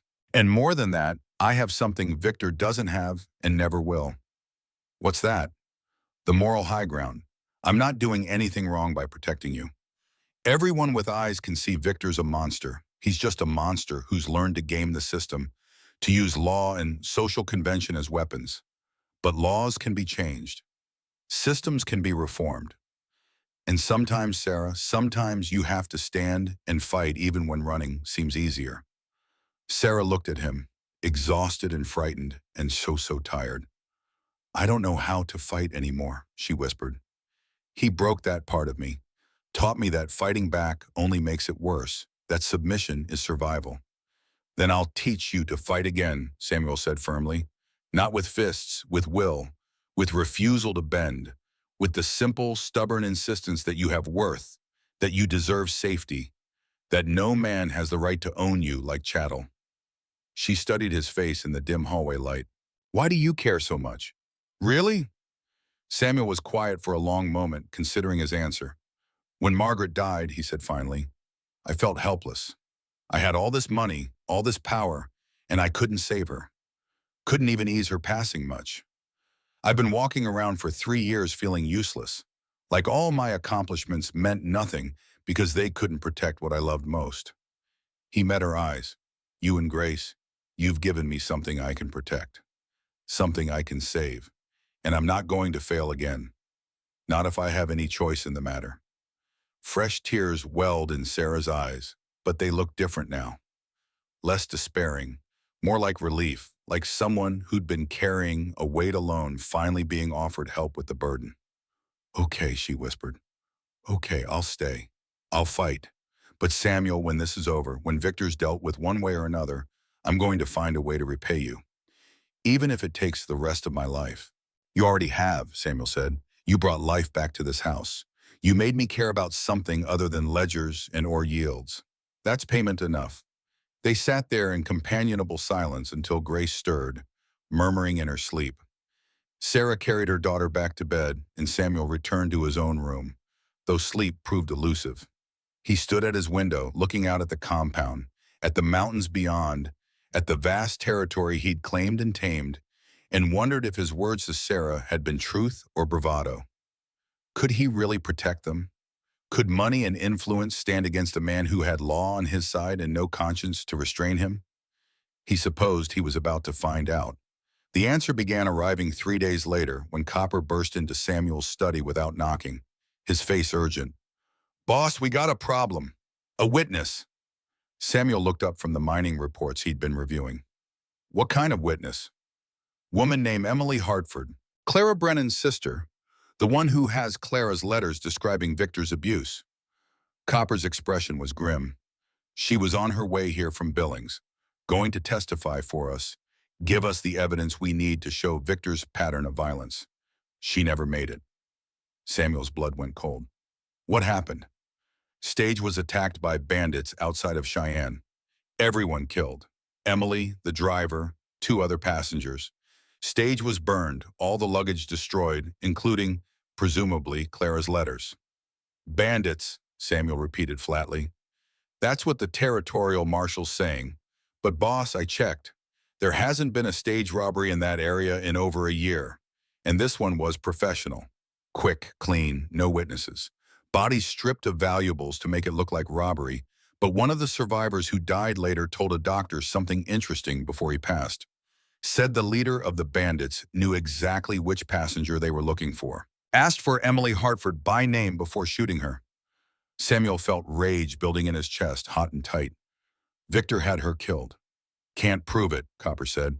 But yes, I'd bet everything I own that Victor hired men to eliminate our witness and destroy our evidence. And he did it in a way that looks like random frontier violence. Territorial marshals not even investigating it as anything other than banditry. We still have Sarah's testimony, Samuel said, but even as he spoke the words, he knew how weak they sounded. We have the testimony of a woman Victor's established as mentally unstable, Copper corrected gently. Boss, we're running out of options. Victor's blocked every legal avenue. He's eliminated our evidence, he's turned public opinion, and he's got a court date scheduled in 4 days. Judge is going to hear Victor's petition, and unless something changes dramatically, he's going to rule in Victor's favor. Samuel stared at the papers on his desk without seeing them. 4 days. 4 days until a corrupt legal system handed Sarah and Grace back to a man who'd kill them both, slowly and with pleasure, and faced no consequences because monsters who wore badges were invisible to justice. Then we need to change something dramatically, Samuel said. Copper, I want you to ride to Denver. There's a senator there, William Harrison. I saved his life during the war, pulled him out of a river when his horse threw him and he couldn't swim. He owes me. Tell him I'm calling in that debt. I need federal intervention, need someone with authority over territorial courts to look into Victor Brennan's activities. That could take weeks, Copper protested. Then you better ride fast, Samuel said, because it's the only card we have left to play. That night, Samuel knocked on Sarah's door, found her sitting by the window with Grace asleep in the bed behind her. She looked up as he entered, and something in his expression made her own face fall. What's happened? She asked. He told her about Emily Hartford, about the stage robbery, about the evidence destroyed and the witness silenced. Sarah listened without interrupting, her face growing paler with each word, until by the end she looked like she might faint. He killed her, she whispered. He killed an innocent woman just to keep his secrets buried. Yes, Samuel confirmed, he did. And Sarah, I need to be honest with you. We're running out of time and options. There's a court hearing in 4 days. Unless something changes, the judge is likely to rule that you need to return with Victor. Sarah stood abruptly, walked to the window, pressed her forehead against the cold glass. "Then it's over," she said dully. "He's won, like he always wins." "Not yet," Samuel insisted. "I've sent for federal help. A senator I know, a good man. If he intervenes, he can override the territorial court, can force a real investigation into Victor's crimes." "And if he doesn't arrive in time?" Sarah asked, turning to face him. "If the judge rules for Victor before help arrives?" Samuel had no good answer for that. "Then we'll figure something else out. We'll appeal. We'll fight the ruling. We'll do whatever it takes." "No," Sarah said, and her voice carried a new quality, something harder than he'd heard from her before, something like resolve. "No more running, no more hiding behind other people's protection. If Victor's going to take me, he's going to have to come through me first. I won't go quietly, Samuel. I won't make it easy for him." She moved to the small dresser where Mrs. Walsh had placed her few belongings, pulled open the bottom drawer, and withdrew something wrapped in cloth. When she unwrapped it, Samuel saw with shock that it was a small pistol, a .32 caliber Derringer, worn but serviceable. "Yeah, where did you get that?" he asked. "It was Thomas's," Sarah said, holding the gun with surprising familiarity. "He taught me to shoot before he died. Said every woman on the frontier should know how to protect herself. I've kept it hidden, carried it through everything, even through running from Victor. It only has 2 bullets." She looked at the gun, then at Grace sleeping peacefully, then back to Samuel. "One for Victor if he tries to take Grace, and one for me if he succeeds. I won't go back to that life, Samuel. I'd rather die free than live in his cage." Samuel felt his chest constrict. "It won't come to that," he said, though he wasn't sure he believed it. "Maybe not," Sarah agreed, "but I need you to know. I need you to understand that I'm not the helpless victim Victor tried to make me. I fought back once before and I'll fight again. Whatever happens in 4 days, I won't surrender. Not ever again." She returned the gun to its hiding place, then surprised Samuel by crossing the room and embracing him, her head resting against his chest, her body shaking with suppressed tears. "Thank you," she said quietly, "for everything you have tried to do, for treating me like a person instead of a problem, for showing Grace what goodness looks like, what real strength looks like. Whatever happens, Samuel, you've already saved us in ways that matter more than survival." Samuel held her carefully, aware of her wounded shoulder, aware of the impropriety in not caring. "Nothing's decided yet," he said into her hair. "We still have 4 days. A lot can happen in 4 days." But even as he spoke the reassurance, standing there in the lamplight with Sarah in his arms and Grace sleeping nearby, Samuel knew he was running out of time, running out of legal options, running out of ways to protect these 2 people who'd somehow, in just weeks, become more important to him than mountains of gold or empires of ore. 4 days until the hearing, 4 days to find a miracle, or 4 days until he'd have to decide how far he was willing to go, how many laws he was willing to break, how much he was willing to risk to keep Sarah and Grace from Victor's grasp. Outside, snow began to fall again, soft and silent, covering the world in white. And somewhere in Ash Hollow, Victor Brennan sat in his hotel room, patient as a spider, waiting for the legal web he'd spun to finally close around his prey. The war was far from over. In fact, Samuel realized with cold certainty it had barely begun. The territorial courthouse in Ash Hollow occupied a 2-story frame building that also housed the land office and the territorial marshal's quarters. On the morning of the hearing, a crowd had gathered despite the bitter cold, drawn by gossip and the promise of drama. A wealthy mine owner fighting a federal inspector over possession of a woman. It was the kind of spectacle that broke the monotony of frontier winter. Samuel arrived with Sarah, Mrs. Walsh, and Sheriff Wade. They dressed Sarah carefully for court in a simple but respectable gray dress that Mrs. Walsh had altered to fit her thin frame, her hair pinned up in a modest bun, her bearing as dignified as fear and determination could make it. Grace they'd left at the manor with Dutch and 3 armed guards, a decision that had torn at Sarah's heart but which Samuel had insisted upon. He didn't trust Victor not to simply grab the child and disappear if given opportunity. Victor stood on the courthouse steps, flanked by 2 territorial marshals he'd somehow convinced to serve as escort. He looked every inch the respectable federal officer, his suit pressed, his badge polished, his expression conveying just the right mixture of concern and patience. When he saw Sarah, something flickered in his eyes, possessive and hungry, before his mask of propriety slid back into place.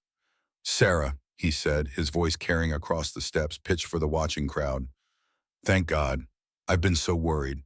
Please, darling, let's end this foolishness. Come home with me. I promise everything will be all right." Sarah's hand tightened on Samuel's arm, her only visible response. She said nothing, simply stared at Victor with an expression that mingled fear, hatred, and something like pity. Whatever love or hope she'd once felt for this man had been burned away by his cruelty, leaving only ashes.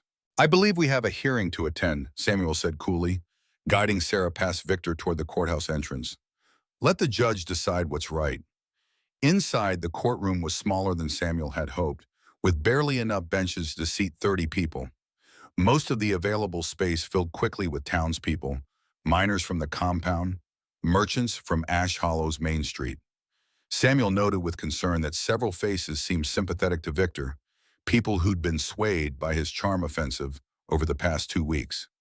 Judge Marcus Whitfield presided, a lean man of 60 with iron-gray hair and a reputation for strict interpretation of territorial law. Samuel had met him twice before, both times finding him intelligent but rigid, the sort of judge who followed letter rather than spirit when the two conflicted. The bailiff called the court to order. Judge Whitfield surveyed the crowded room with obvious displeasure.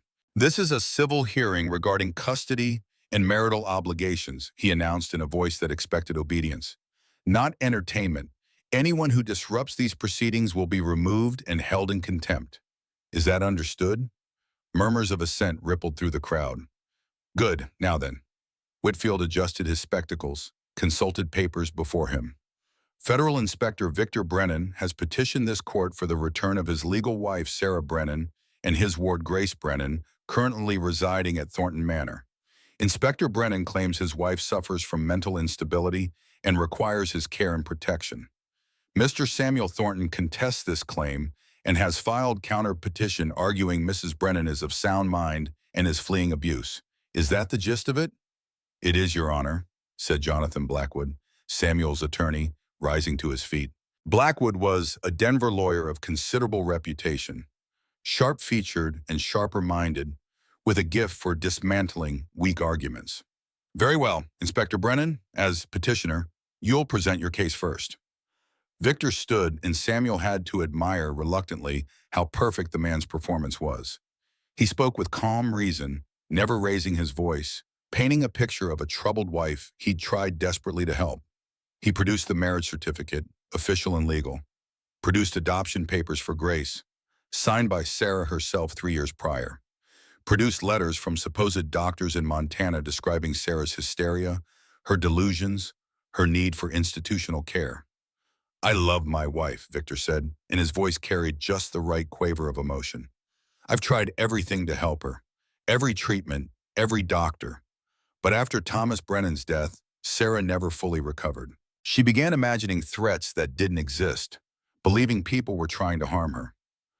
When our hunting trip ended in that terrible accident when my gun discharged and wounded her, she fled in panic. I've been searching for her ever since, terrified she'd die of exposure or infection before I could find her." He turned to look directly at Sarah, and his expression was masterfully crafted sympathy. "Sarah, please, I forgive you for running. I know you weren't in your right mind. Just come home. Let me take care of you. Let me take care of Grace. That's all I want, to keep my family safe." Several people in the courtroom nodded, visibly moved. Samuel felt his stomach sink. Victor was winning them over, making himself the tragic, devoted husband, and Sarah the unstable wife who needed to be returned to proper masculine authority. Judge Whitfield made notes. "Mrs. Brennan, you'll have opportunity to respond. Mr. Blackwood, call your first witness." Blackwood stood. "Your Honor, I call Mrs. Sarah Brennan to testify."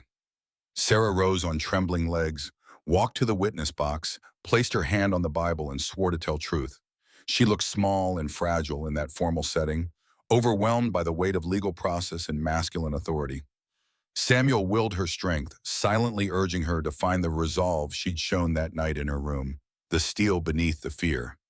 Blackwood approached gently. Mrs. Brennan, please tell the court, in your own words, about your marriage to Victor Brennan. Sarah's voice started soft but grew stronger as she spoke. She told them everything. The courtship that seemed too good to be true, the wedding, the immediate change in Victor's behavior afterward. The first time he hit her, claiming she'd embarrassed him in public. The escalation of violence, the broken ribs, the bruises she'd learned to hide beneath long sleeves and high collars. She told them about finding Clara's diary, about the previous wife who died in an accident that wasn't accidental. Told them about Victor's threats, his promise that if she ever tried to leave, he'd kill her and Grace and make it look like a tragedy. The hunting trip, she said, her voice steady now, was never a hunting trip. I told Victor I wanted a divorce. I'd hidden money for 2 years, planned to take Grace and disappear. He found out. He was furious. He took me into the woods, said no one would question if a wife died in a hunting accident, said it had worked before with Clara. She touched her wounded shoulder. He shot me deliberately. Point blank. Told me to die quietly. But Grace screamed, and in that moment of distraction, I ran. I ran for 3 days through mountains and snow because dying free was better than living in his cage. The courtroom had gone silent. Some faces showed shock, others skepticism. Victor's expression remained calm, but Samuel saw his hands clench briefly before relaxing. When Sarah finished, Victor's attorney stood for cross-examination. The man was local, a frontier lawyer named Pike who handled land disputes and mining claims, clearly out of his depth in criminal matters, but game to try him. Mrs. Brennan, Pike said, attempting Victor's same reasonable tone and failing to quite achieve it, these are serious allegations. Do you have any proof? Any witnesses to this supposed abuse? I have my body, Sarah said quietly, the scars, the healed fractures. Dr. Morrison examined me. He can testify to injuries consistent with repeated violence. Injuries that could have come from any number of sources, Pike countered. Falls, accidents, the hard life of frontier living. Your husband claims you're prone to hysteria. Might you have injured yourself during episodes? I did not injure myself, Sarah said, her voice hardening. Victor Brennan beat me regularly for 3 years. He terrorized my daughter. He murdered his first wife. And he would have murdered me if I hadn't run. Alleged murder, Pike corrected. Clara Brennan died in an accidental fall, investigated and closed by Montana territorial authorities. You're asking this court to believe a federal inspector, a man of impeccable reputation, is actually a murderer and wife beater, based solely on your word? Based on truth, Sarah insisted. But Samuel could see it wasn't enough. The crowd's skepticism had returned. Without corroborating evidence, without witnesses, it became a matter of whom to believe. A respected federal officer or a woman her own husband claimed was mentally unstable. And territorial law, Samuel knew, would side with the husband almost every time. Judge Whitfield called for a brief recess. Samuel pulled Blackwood aside. We're losing, he said bluntly. I know, Blackwood admitted. Without Emily Hartford's testimony, without Clara's letters, we have nothing but Sarah's word against Victor's documentation. It's not enough. What about Dr. Morrison? Can he testify about the injuries? He can describe them, but he can't prove how she got them. Pike will argue they could be from anything. Samuel, unless something changes in the next hour, the judge is going to rule for Victor. He'll say Sarah needs to return with her husband, that Grace should be in her legal guardian's custody, and that's that. Samuel felt helpless rage building in his chest. After everything, after weeks of fighting, it was going to end like this. Legal technicalities and biased law handing Sarah and Grace back to a monster because the monster had better paperwork. The recess ended. They returned to their seats.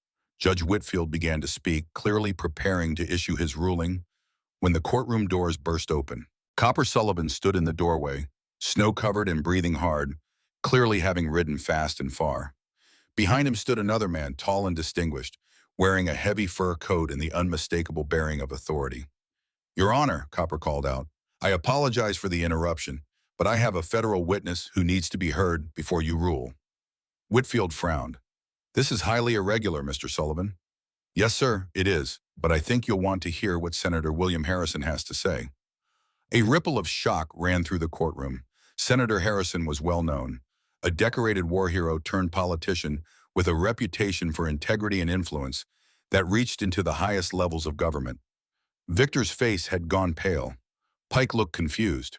Whitfield looked torn between irritation at the disruption and awareness that one didn't dismiss a U.S. senator lightly. Very well, Whitfield said after a long pause. Senator Harrison, the court recognizes you. What testimony do you wish to provide? Harrison stepped forward, brushing snow from his coat. He had the kind of presence that commanded rooms, that made people straighten and pay attention without him having to demand it.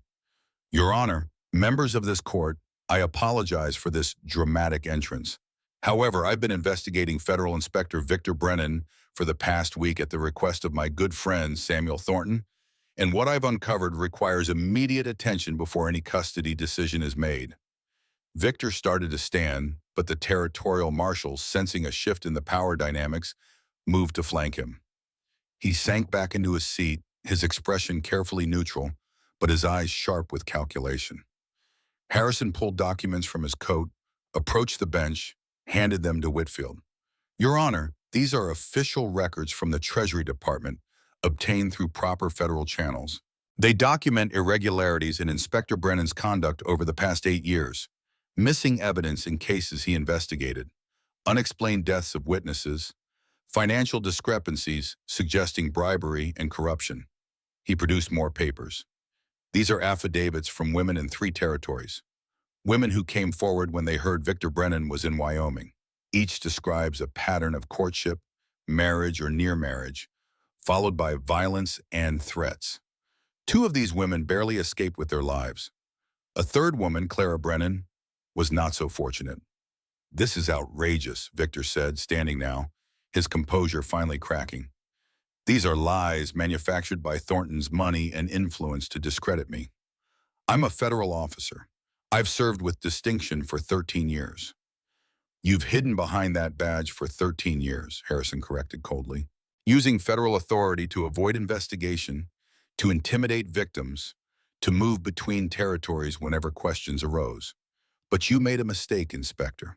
You attracted the attention of a man with resources equal to your father's influence. And once we started looking closely at your record, it fell apart like paper in rain. Harrison approached the witness box where Sarah still sat. Mrs. Brennan, I need to ask you a question. Do you know a woman named Margaret Hastings? Sarah looked confused. No, I don't think so. She lived in Helena, Montana, worked as a seamstress. In early 1882, she filed a complaint with the territorial marshal claiming a federal inspector named Victor Brennan had assaulted her when she refused his romantic advances. The complaint disappeared from official records. Margaret Hastings disappeared 3 weeks later. Her body was never found. Sarah's face went white. I didn't know. He never mentioned anyone named Margaret. Of course he didn't, Harrison said, because acknowledging her existence would mean acknowledging he killed her, just as he killed Clara, just as he tried to kill you. He turned to face the courtroom. Victor Brennan is not a devoted husband seeking his troubled wife. He's a predator who's used his position to victimize women for over a decade. And today, that ends. Harrison nodded to someone outside the courtroom. 2 more men entered, both wearing federal marshal badges. But it was the third man who made Victor's face drain of all color. Marshal Dale Thompson stepped through the doorway, his family resemblance to Victor unmistakable, despite being older by a decade. The same sharp features, the same tall build. But where Victor wore charm as camouflage for cruelty, Thompson's weathered face carried only grim determination and something that looked like shame. Victor, Thompson said quietly, his voice steady despite the tremor of emotion beneath. I'm sorry it's come to this. Victor's composure, already fractured, shattered completely. His eyes went wild, darting between Thompson and the federal marshals. Dale, what are you doing here? You're supposed to be in Helena. You're supposed to help me. You promised Uncle Augustus you'd always protect the family. I did protect you, Thompson said, and genuine grief crossed his features. For 8 years I covered for you, made evidence disappear, intimidated witnesses, Convinced myself that family loyalty mattered more than truth, that you'd stop, that the violence was just youthful mistakes you'd outgrow. He paused, his jaw tightening. Then Senator Harrison contacted me 2 weeks ago, asked me directly if I knew what you'd really done, and I couldn't lie anymore. Not to a U.S. senator, not to myself. He pulled official documents from his coat, handed them to Judge Whitfield. Your Honor, these are my sworn statements regarding evidence I suppressed in 4 separate death investigations. Clara Brennan, 1879, Margaret Hastings, 1882, Anna Rodriguez, 1883, and Emily Hartford, whose stage was attacked just last month. His voice hardened. I have proof that Victor hired the men who killed Emily Hartford. Bank transfers, telegraph records, witness statements. I've been collecting evidence for 2 weeks, trying to undo 8 years of helping him escape justice. Victor lunged forward, rage replacing shock. You betrayed me, your own blood, our family. No, Thompson said firmly, stepping back as the federal marshals moved to restrain Victor. You betrayed our family every time you raised your hand to a woman, every time you killed to protect your secrets, every time you used our family name as a shield for murder. His voice broke slightly. I loved you, Victor. You were like a younger brother to me. But I can't protect a monster anymore, not even one who shares my blood. He turned to the federal marshals.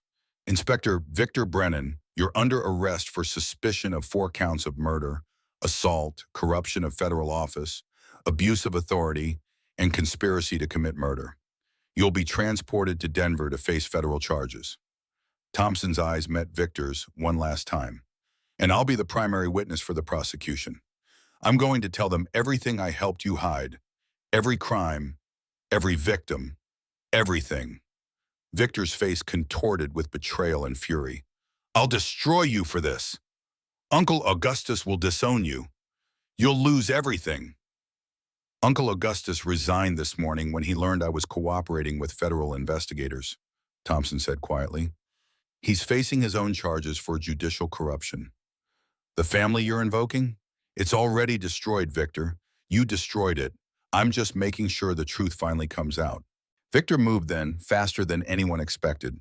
His hand went to his coat, emerged with a pistol, small but deadly.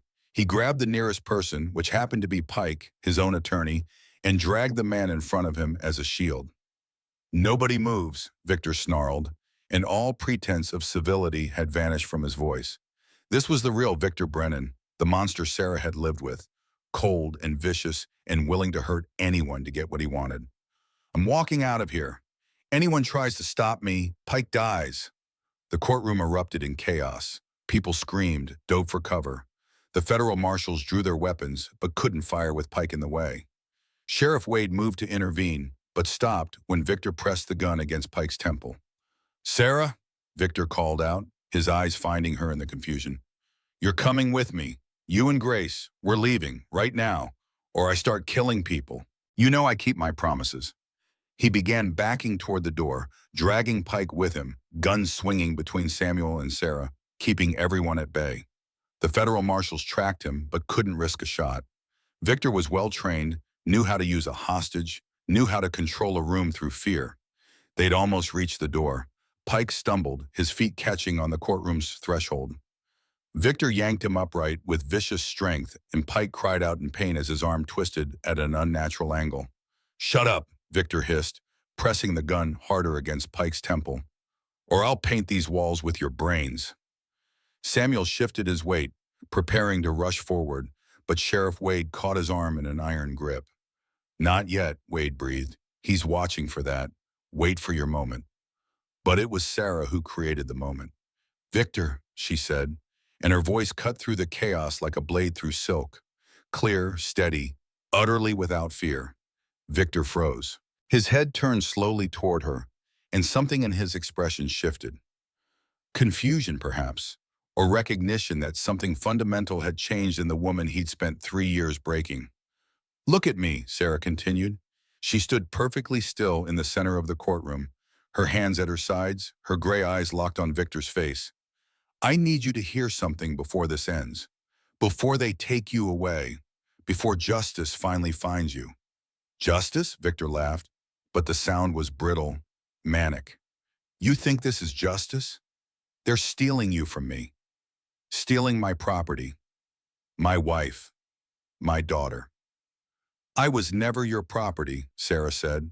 Her right hand moved slowly, carefully toward her skirt pocket. The movement was small enough that most people missed it, but Samuel saw and his breath caught. And Grace was never your daughter. You know that. You've always known that.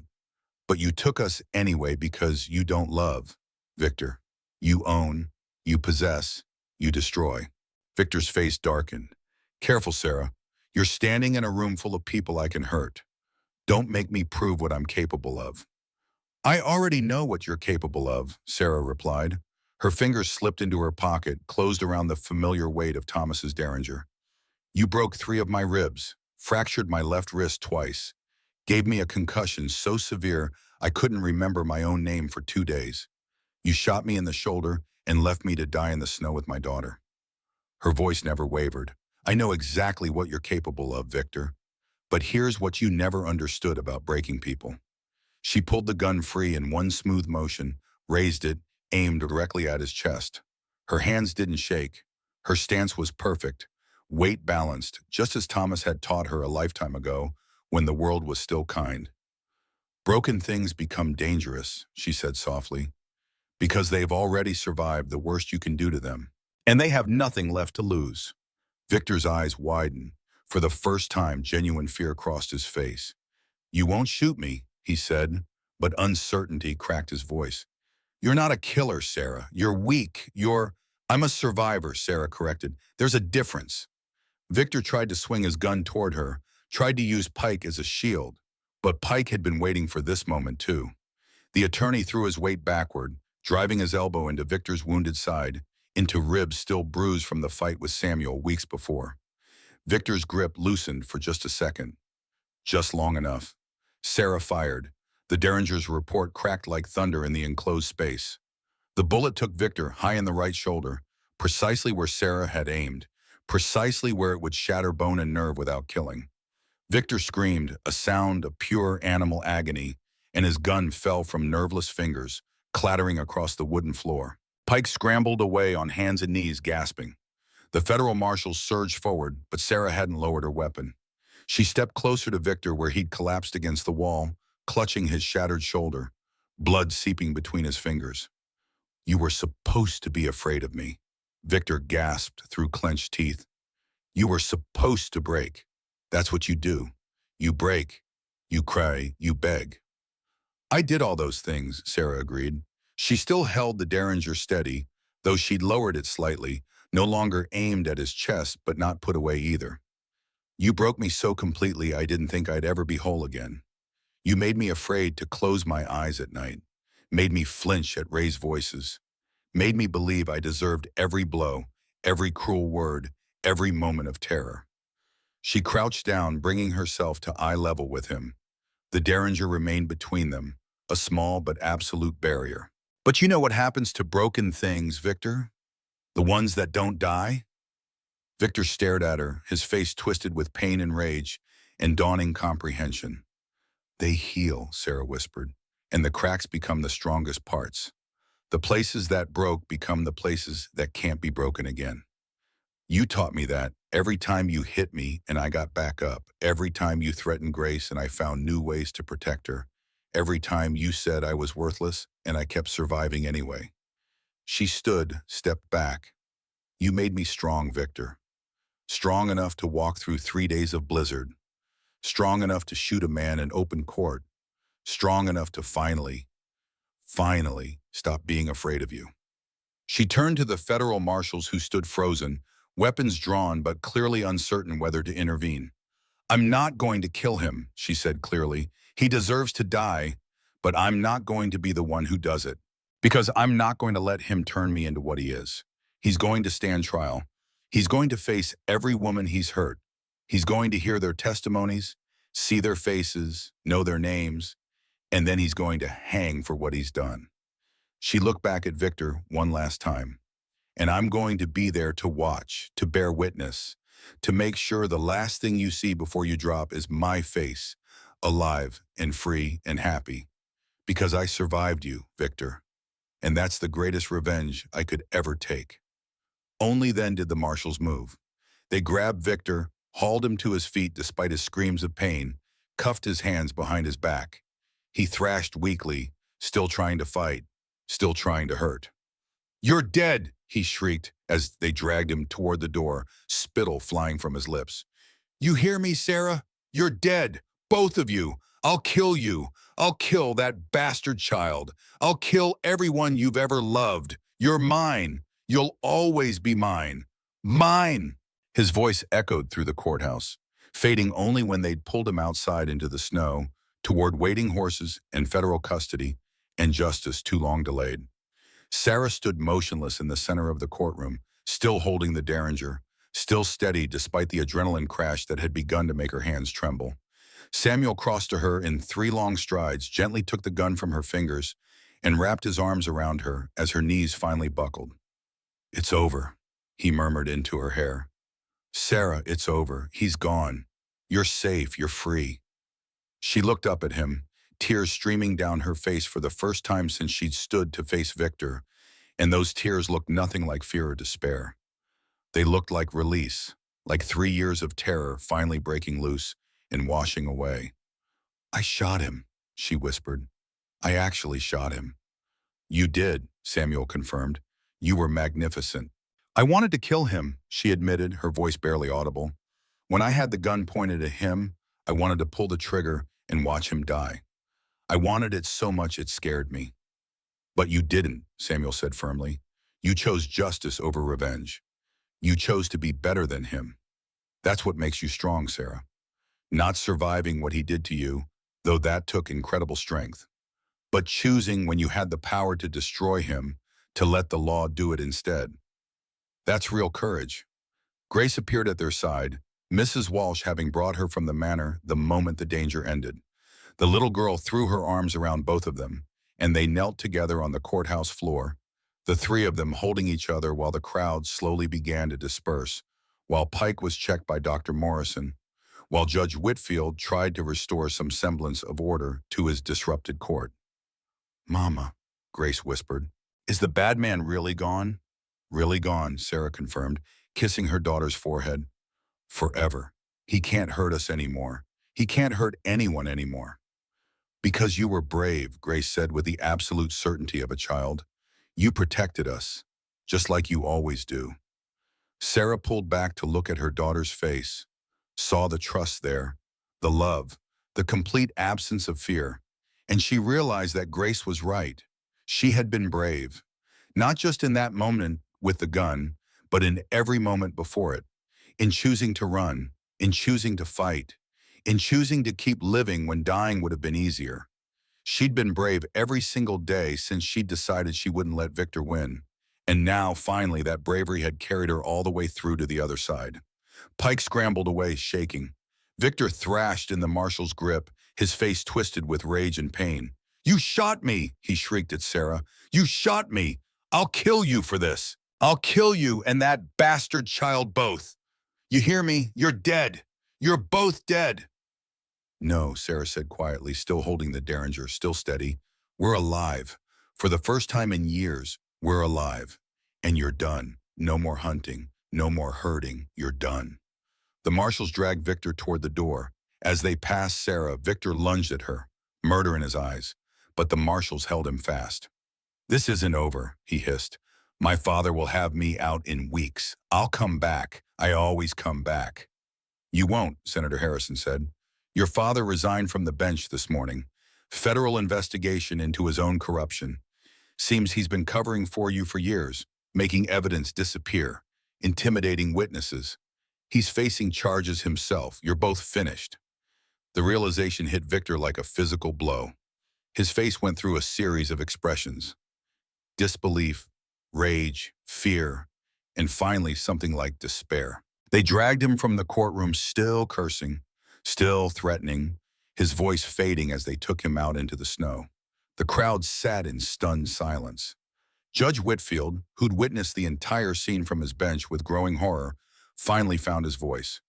"Mrs. Brennan, I'm going to choose to view that shooting as self-defense. given the circumstances. I suspect no one in this room will contradict that assessment. Heads nodded. No one argued. Pike, rubbing his throat where Victor's arm had choked him, certainly wasn't going to press charges. Whitfield cleared his throat. As for the matter of custody, in light of testimony provided by Senator Harrison and events just witnessed, this court finds that Victor Brennan has no legal or moral claim on Mrs. Sarah Brennan or the minor child Grace Brennan. Mrs. Brennan is free to establish residence wherever she chooses. The previous marriage is annulled on grounds of fraud and coercion. This hearing is concluded. He banged his gavel once sharply, and the sound seemed to break the spell, holding the courtroom silent. People began talking all at once, the noise rising to a roar of speculation and shock. Samuel moved to Sarah's side.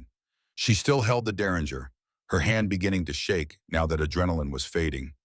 Gently, he took the gun from her fingers, wrapped his arm around her shoulders as her knees buckled, and she sagged against him. "It's over," he murmured. "Sarah, it's over. He's gone. You're safe." She looked up at him, tears streaming down her face, and for the first time those tears looked like relief instead of despair. "Grace," she whispered, "I need to see Grace. I need to hold her." "Then let's go home," Samuel said. They left the courthouse to find that while legal battles had raged inside, nature had been waging its own battle outside. Snow fell thick and heavy, already accumulating in drifts that made the street nearly impassable. The wind howled down from the mountains with renewed fury, temperatures dropping fast as afternoon faded toward evening. "Storm's going to be bad," Sheriff Wade observed, squinting at the sky. "Worst we've seen this winter. You folks better get back to the manor quick. Roads will be impassable soon." The ride back took twice as long as normal, horses struggling through deepening snow, wind cutting through even the heaviest coats. By the time they reached Thornton Manor, visibility had dropped to mere yards, the compound appearing through the white like a ghost materialized from storm. Dutch met them at the door, Grace clutched in his arms. The moment Sarah saw her daughter, she stumbled through the snow and seized the child. Holding her so tight, Grace squeaked in protest. "Mama, you're squishing me." "I'm sorry, baby, I'm sorry." Sarah covered Grace's face with kisses, checking her over as if to confirm she was real and whole and unharmed. "It's over. The bad man is gone. He can't hurt us anymore." Grace's eyes widened. "Really? He's really gone?" "Really," Samuel confirmed. "He's been arrested. He's going away for a very long time." Grace processed this, her young face serious. Then she smiled, bright and genuine, and threw her arms around both Sarah's and Samuel's necks, pulling them together. "Then we can stay? We don't have to run?" "We can stay," Sarah said, looking at Samuel over their daughter's head. "If Mr. Thornton will have us." "I believe I already said you're welcome as long as you need," Samuel replied. "That offer stands." They moved inside into warmth and light and safety. Mrs. Walsh fussed over all of them, providing hot tea and food, while Dutch organized men to secure the compound against the storm. Senator Harrison, who'd ridden back with them, settled into a guest room after accepting Samuel's profuse thanks and a rather large check to cover his expenses and trouble. That evening, after Grace had been fed and bathed and tucked into bed, after the household had settled into night routines, Samuel found Sarah standing in the parlor, looking at a portrait of Margaret that hung above the fireplace. "She was beautiful," Sarah said as Samuel approached. "Grace told me about her, about how kind she was." "She was," Samuel agreed. He stood beside Sarah, studying his late wife's painted face. Margaret smiled in the portrait, captured in a moment of happiness, forever young and well. "She would have liked you, I think. She had a talent for seeing past surfaces to what people really were." "I'm not trying to replace her," Sarah said quickly. "I need you to know that. Whatever this is between us, whatever might develop, I'm not trying to be a replacement, Margaret." "I know that," Samuel said. "And I'm not trying to replace Thomas. But Sarah, people aren't replacements for each other. Love isn't a zero-sum game where loving someone new means loving someone past any less. We're both scarred, both grieving people we lost, but maybe together we can find something new. Not replacement, not substitute, just something real and honest between two people who understand loss." Sarah turned to face him. "I don't know how to do this," she admitted. "How to trust again. How to believe a man can be kind without expecting ownership in return. Victor broke something in me, April. I'm not sure it can be fixed. You don't need fixing, Samuel told her, and he meant it. You need time, space, freedom to discover who you are when you're not being terrorized. And I can give you that. No pressure, no expectations, just safety and time to heal. She studied his face in the firelight, searching for deception or hidden motive and finding none. You're a good man, Samuel Thornton. Better than I deserve. You deserve everything, he said firmly. You deserve peace and safety and happiness. You deserve to watch Grace grow up without fear. You deserve a life that's yours, lived on your terms. He paused, then added softly, and maybe, when you're ready, when enough time has passed and healing has happened, maybe you deserve love that doesn't hurt. Love that builds instead of destroys. Tears welled in Sarah's eyes, but they looked different now. Lighter. Like something heavy had finally been lifted after years of crushing weight. Maybe, she whispered, someday, if I can learn to trust again. Then take all the time you need, Samuel said. I'll be here. The storm raged for 3 days, burying Wyoming territory under snow that broke records in isolated communities. But inside Thornton Manor, life took on a new rhythm. Sarah began helping Mrs. Walsh with household management, her organizational skills and education making her invaluable. Grace played with the wooden toys Samuel carved in the evenings, her laughter returning gradually as nightmares faded. Samuel wrote to Ethan explaining the situation carefully, inviting his son home for spring break to meet the newcomers. The boy's response came by telegram. Father, if they make you happy, I'm glad. I'll be home in April. Love, E. On the fourth day after the hearing, a rider arrived from Ash Hollow with news. Victor Brennan had been transported to Denver, where federal charges awaited him.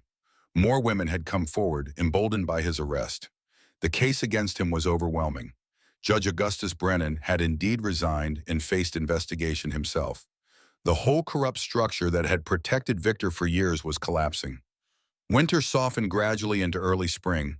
Snow melted in patches, revealing brown grass and the first brave crocuses pushing through frozen earth. The compound came back to full life, mines operating at capacity, ore processing resuming normal rhythms. Sarah bloomed like the spring flowers. Color returned to her cheeks. She gained weight, filled out the gaunt hollows that starvation and stress had carved. She smiled more easily, laughed at Grace's antics, occasionally made jokes of her own. The haunted look faded from her eyes, replaced by something that looked tentatively like peace. One April morning, Samuel found her in Margaret's old rose garden, pruning dead growth and preparing beds for new planting. She wore a simple cotton dress and sun hat, and she looked so at home, so naturally part of this place that Samuel's breath caught. She glanced up, caught him watching, and smiled. I hope you don't mind. Mrs. Walsh said Margaret loved this garden. I thought maybe I could restore it, if that's all right. It's more than all right, Samuel said, joining her among the dormant rose bushes. Margaret would be happy knowing it's being cared for again. They worked together in comfortable silence for a while, turning earth and clearing debris winter had left behind. Finally, Sarah sat back on her heels, wiped dirt from her hands, and looked at Samuel with an expression he couldn't quite read. I've been thinking, she said, about the future, about what comes next for Grace and me. Samuel's heart sank slightly. Was she leaving? Had she decided to move on, start fresh somewhere without the weight of obligation to her rescuer? Oh? Mrs. Walsh says you need a bookkeeper, that your last one quit 6 months ago and the ledgers are a disaster. She says you're good at mining but terrible at organization. Samuel had to laugh. Mrs. Walsh is not subtle. No, she's not, Sarah agreed. But she's right, isn't she? I saw the study. Samuel, those ledgers are chaos. You're probably losing money just from poor record keeping. Probably, he admitted. I was a teacher, Sarah said. I'm good with numbers, good with organization. I could do it. Keep your books, manage your correspondence, handle the administrative work you clearly hate doing. She paused. You'd pay me, of course, a proper salary. I won't be a charity case, Samuel. If I stay, I earn my keep. You're not a charity case, Samuel protested. Then hire me as your bookkeeper, Sarah countered. Pay me fair wages for fair work. Let me contribute instead of just accepting your generosity. Please, I need this. I need to feel useful, to have purpose beyond just surviving. Samuel considered. It made sense, actually. He did need help with administration, and Sarah was clearly intelligent, educated, competent. All right, he said, $50 a month, same as I paid the last bookkeeper. That's foreman's wages, Sarah said, shocked. It's bookkeeper's wages, Samuel corrected, and you'll earn every penny, trust me. Those ledgers are a nightmare. She laughed, genuine and delighted, and impulsively hugged him. The gesture surprised them both. Sarah pulled back quickly, blushing. Sorry, I didn't mean to be forward. Sarah, Samuel said gently, you're allowed to hug me. You're allowed to show affection. It doesn't obligate you to anything. It's just human connection, and there's nothing wrong with that. She nodded but stayed at a careful distance, old fears still lurking despite how far she'd come. The weeks passed. Sarah proved to be an excellent bookkeeper, organizing Samuel's chaotic records, discovering inefficiencies in his operation that, once corrected, saved hundreds of dollars monthly. She worked in the study most days while Grace played nearby or attended informal lessons with Mrs. Walsh, who'd begun teaching the girl to read. Ethan came home in late April, a gangly 16-year-old with his mother's eyes and his father's serious demeanor. Samuel had worried about how his son would react to Sarah and Grace, but those fears proved groundless. Ethan took one look at Grace playing with the wooden horse Samuel had carved and immediately sat down to join her, asking what the horse's name was and whether it needed a barn. That night at dinner, their first meal together as an odd assembled family, Ethan said quietly, "Father, you seem happier than the last time I was home." Samuel glanced at Sarah across the table. "I am happier." "Good," Ethan said simply. "You deserve to be."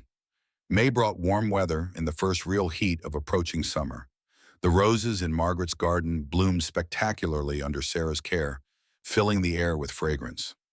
One evening, Samuel found Sarah sitting on the garden bench, Grace asleep against her shoulder, watching the sunset paint the mountains gold and crimson.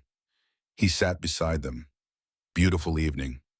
"It is," Sarah agreed. Then after a pause, it's "Samuel, can I ask you something?" "Anything." "Are you courting me?" The blunt question caught him off guard. What makes you ask?" "Because everyone thinks you are," Sarah said. "Mrs. Walsh, Dutch, half the town when we go for supplies. They all assume we're courting. Some even think we're already engaged. And I realized, I don't know, are you courting me, I mean?" Samuel was quiet for a long moment, considering his answer carefully. "I'd like to," he said finally, "if you'd permit it, but I didn't want to pressure you, didn't want you to feel obligated because I helped you. So I've been waiting, giving you time to heal, to decide what you want without my expectations weighing on you." Sarah looked down at Grace, stroked her daughter's hair with infinite gentleness. "I'm not healed," she said softly. "I still have nightmares, still flinch at loud noises, still sometimes wake up convinced Victor's found me. I don't know if those things will ever completely go away." "They might not," Samuel agreed. "Trauma changes us, leaves scars. But scars don't mean you're broken, Sarah. They mean you survived." "I think," Sarah said slowly, "I'd like it if you courted me." Slowly, with no expectations or pressure, just to see if what I feel is real or just gratitude for rescue. "And what do you feel?" Samuel asked, his heart suddenly pounding. She turned to face him, her gray eyes direct and honest. "I feel safe with you. I feel valued and respected. I feel like you see me as a person, not property. And I feel something else, something warmer. But it scares me because the last time I trusted those feelings, they led me to Victor." "I'm not Victor," Samuel said firmly. "I know that," Sarah said. "In my head, I know that. But my heart needs time to catch up. Can you be patient with me?" "Sarah," Samuel said, and he took her hand gently, giving her every opportunity to pull away. She didn't. "I've waited 3 years to feel anything again. I can wait however long you need. We'll court at whatever pace feels safe to you. And if you decide you don't want more than friendship, I'll accept that too. You don't owe me romance just because I helped you. You don't owe me anything." Tears gathered in Sarah's eyes. "How are you real?" she whispered. "How does someone like you exist?" "I'm not special," Samuel said. "I'm just a man who knows what it's like to lose everything that matters. And I know that second chances are rare. When you get one, you don't waste it." Summer arrived in full, bringing long days and warm nights. Samuel and Sarah's courtship unfolded slowly, carefully. Walks through the compound with Grace running ahead. Conversations over dinner. Moments stolen in the study when both were working late and would pause to share observations about the day. Samuel never pushed, never pressed for more than Sarah offered freely. Sometimes weeks would pass when their relationship seemed purely professional, employer and employee. Then something would shift, some invisible barrier would drop, and Sarah would reach for his hand during a walk, or lean against his shoulder while reading, or look at him with such warmth it made his breath catch. In August, news came that Victor Brennan had been convicted of 3 murders and sentenced to hang. Judge Augustus Brennan had fled to Mexico, escaping justice but losing everything he'd built. It was over, truly over. The legal aftermath finally concluded. That night, Sarah came to Samuel's study. He looked up from ledgers to find her standing in the doorway wearing a blue dress that matched her eyes, her hair loose around her shoulders, her expression nervous but determined. "Sarah, is everything all right?" She crossed to his desk and without speaking, took his face in her hands and kissed him.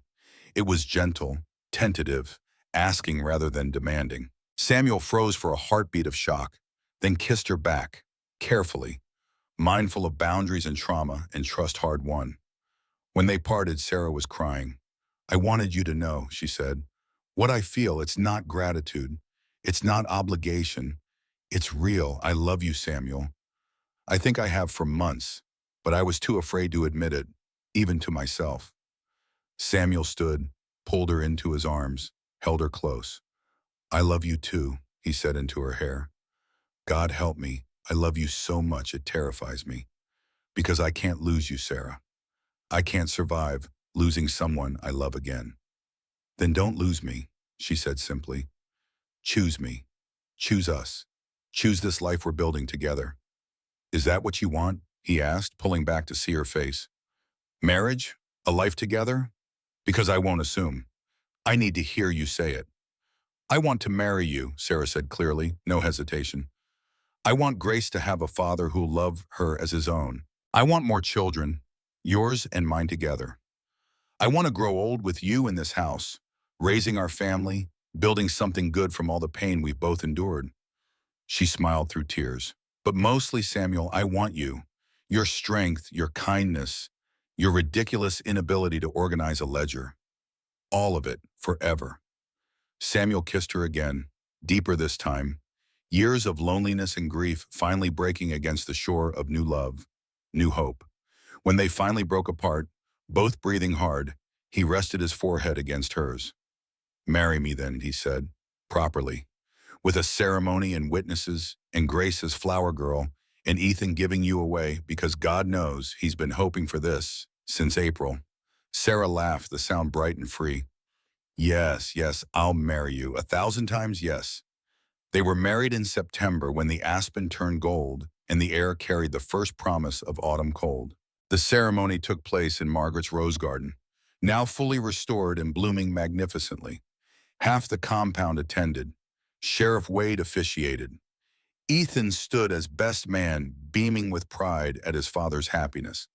And Grace, wearing a white dress Mrs. Walsh had sewn specially, walked down the improvised aisle scattering rose petals, her face glowing with joy. Sarah wore blue, the color of sky impossibility. When Samuel slipped the ring onto her finger and spoke his vows, promising to love and honor and protect for all his days, his voice was steady. When Sarah spoke her own vows, promising partnership and trust and a love built on choice rather than obligation, tears streamed down her face, but her voice never wavered. They kissed to applause and cheers, and as Sarah turned to face the assembled crowd, Samuel's wife, now legally and truly, her smile was incandescent. Grace ran to them, threw her arms around them both, and together the 3 of them stood in the garden where death had once seemed inevitable and only love remained. As the September sun began its descent toward the mountains, painting the sky in shades of amber and crimson, the celebration continued with music and dancing and the kind of joy that comes from witnessing love triumph over darkness. Miners danced with their wives under lantern light. Children chased fireflies through the rose garden. Mrs. Walsh wept happy tears while Dutch pretended his eyes were merely irritated by smoke from the barbecue pit. Samuel and Sarah stood at the center of it all, watching their new family celebrate something that had seemed impossible just months before. Not just a wedding, but proof that broken people could heal, that love could bloom even in the coldest winter, that choosing kindness could change the course of lives. "Are you happy?" Samuel asked, his lips close to Sarah's ear as they swayed to music played by miners with fiddles and guitars. She turned in his arms to look at him, her gray eyes shining with tears that were, for once, entirely joyful.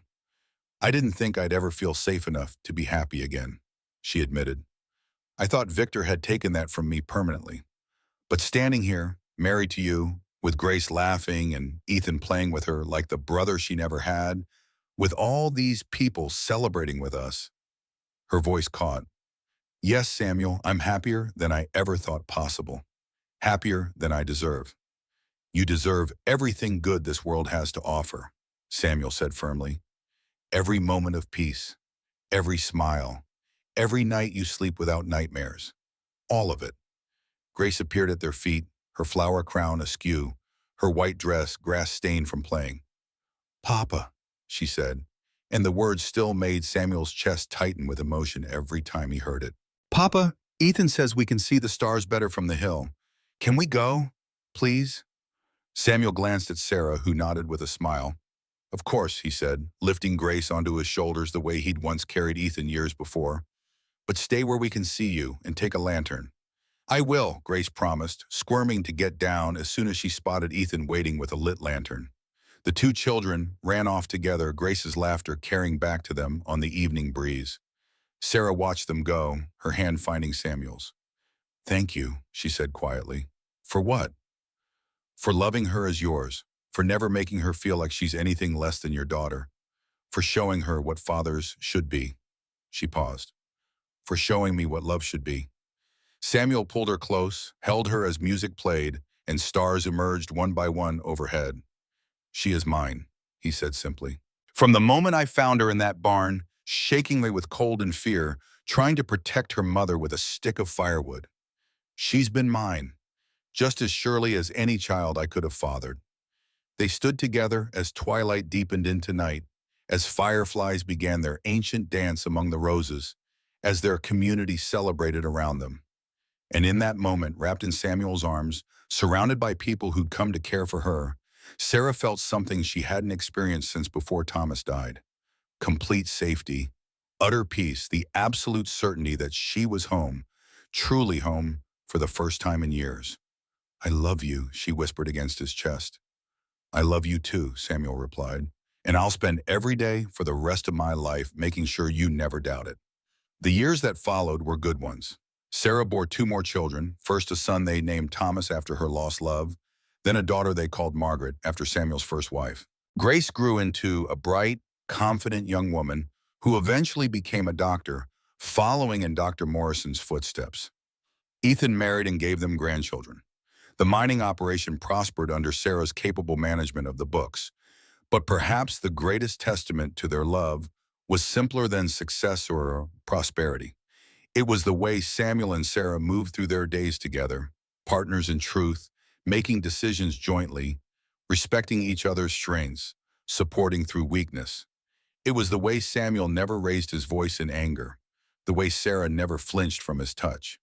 It was Grace calling Samuel Papa and meaning it with all her heart. It was the proof that love could exist without ownership, that strength didn't require dominance, that two broken people could heal each other by choosing kindness every single day. And decades later, when an old man sat by a fire in a Denver parlor, his grandson asking about a faded photograph, Samuel would remember that winter when he'd found a dying woman and her terrified child in his old barn. He would remember choosing to help when walking away would have been easier. He would remember the moment he'd realized that saving them had actually saved him. "Sometimes, Billy," old Samuel said to young William, "the best thing you can do with your life is decide that someone else's life matters as much as your own. That's not charity. That's not even really kindness. It's just recognizing that we're all fighting battles, all carrying wounds, and maybe the only thing that makes life worth living is choosing to help carry someone else's burden for a while. William considered this seriously. Did you carry Grandma Sarah's burden? Samuel smiled. At first, but then something wonderful happened. We started carrying each other's. And that, my boy, made all the difference. The fire crackled, snow fell softly outside, and in that moment between past and present, memory and reality, an old man sat content in knowledge that he'd lived a life worth remembering. Not because he'd been rich, though he had been. Not because he'd been powerful, though power had been his. But because when it mattered most, when a choice presented itself between easy and right, between walking away and staying to fight, Samuel Thornton had chosen love.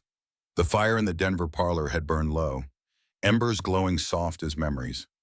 William sat silent on his ottoman, the photograph still clutched in his hands, his young face thoughtful in the way only profound stories can make a person thoughtful. "Grandpa," he said finally, his voice quiet with wonder, "you really found Grandma Sarah in a barn, in the snow?" Samuel nodded, his weathered hand reaching out to touch the photograph one more time. "I did, and she was the bravest person I ever met. Still is." As if summoned by mention of her name, the parlor door opened. An elderly woman entered, moving slowly but with dignity intact. At 86, Sarah Thornton still carried herself with grace. Her silver hair pinned in a neat bun, her gray eyes still sharp despite the years. "Samuel Thornton," she said, though affection softened the mock severity in her tone, "are you filling that boy's head with old stories again?" "Just telling him how we met, my dear." Sarah crossed to them, and Samuel stood to offer her his chair. She waved him off and instead settled onto the armrest beside him, her hand finding his shoulder with the easy familiarity of 57 years of marriage. "And did you tell him the whole truth?" she asked William with a conspiratorial smile. "Did he mention that when I first woke up in that rose room, I thought he was an angel and screamed loud enough to wake the dead?" William laughed. Samuel squeezed his wife's hand. "I may have left out that detail."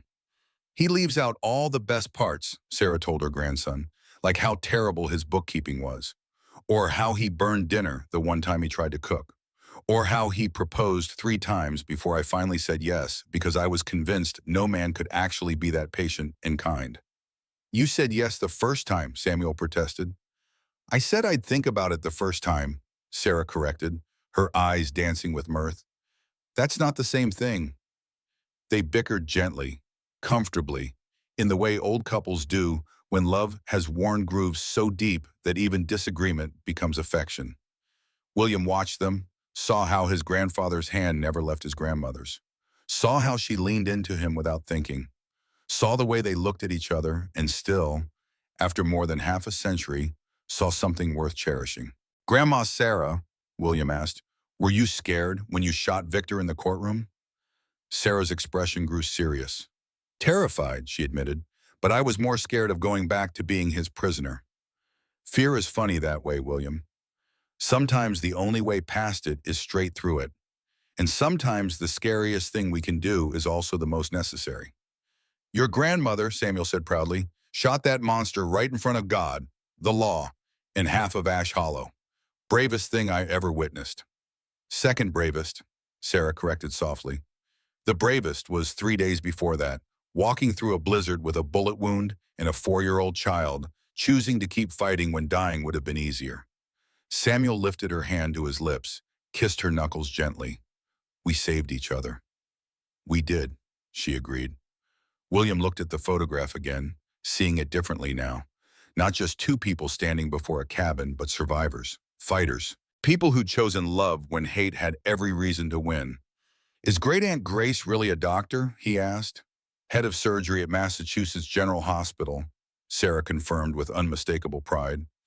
"Published 14 papers on trauma medicine. Saved more lives than we can count. And she has 3 children of her own now, your second cousins. All of them good, strong people." "And Uncle Thomas and Aunt Margaret?" "Thomas runs the mining company," Samuel said. "Took over when I finally admitted I was too old to manage it. And Margaret teaches literature at a women's college in Colorado. Both happily married, Both gave us grandchildren who gave us you. Sarah stood, moved to the mantel where other photographs stood in neat array. She lifted one, brought it back to William. This was taken last summer, all of us together. The photograph showed an enormous family gathered on the Thornton Manor's front lawn. Samuel and Sarah in the center, surrounded by children, grandchildren, great-grandchildren. 43 people in total, all descended from a woman who'd nearly frozen to death in a Wyoming barn and a man who'd chosen to help when he could have walked away. That's legacy, Sarah said softly. Not money or property or accomplishments. People, family, love that multiplies instead of dividing. William looked at his grandparents, really looked at them, and understood something fundamental about the nature of choice. That every life offers moments where we decide who will be. That sometimes those moments come in grand gestures and sometimes in simple kindness. That the winter of 1883, when a millionaire found a dying woman and her child, had rippled forward through time to create this moment, this family, this love. Thank you for telling me the story, he said. Thank you for listening, Samuel replied. Stories only matter if someone's there to hear them. And this one, Billy, this one's worth remembering, because it's not just about your grandmother and me. It's about every person who's ever been broken and found the courage to heal. About everyone who's been hurt and chosen not to hurt others in turn. About all of us, really, trying to do better than the worst things that were done to us. Sarah returned to her place beside her husband. Outside, Denver's streets hummed with the sounds of 1920, automobiles and electric lights in a world barely recognizable from the frontier of their youth. But inside this parlor, something older and truer persisted. Love. Family. The simple, staggering miracle of two people who'd saved each other, and in doing so had created something that would outlast them both. Sometimes, Billy, old Samuel said, his voice carrying the weight of years lived fully, the best thing you can do with your life is decide that someone else's life matters as much as your own. That's not charity. That's not even really kindness. It's just recognizing that we're all fighting battles, all carrying wounds, and maybe the only thing that makes life worth living is choosing to help carry someone else's burden for a while. William considered this seriously. Did you carry Grandma Sarah's burden? Samuel smiled. At first, but then something wonderful happened. We started carrying each other's. And that, my boy, made all the difference. The fire crackled, snow fell softly outside, and in that moment between past and present, memory and reality, an old man sat content in knowledge that he'd lived a life worth remembering. Not because he'd been rich, though he had been. Not because he'd been powerful, though power had been his. But because when it mattered most, when a choice presented itself between easy and right, between walking away and staying to fight, Samuel Thornton had chosen love. And love, in the end, was the only thing that truly lasted.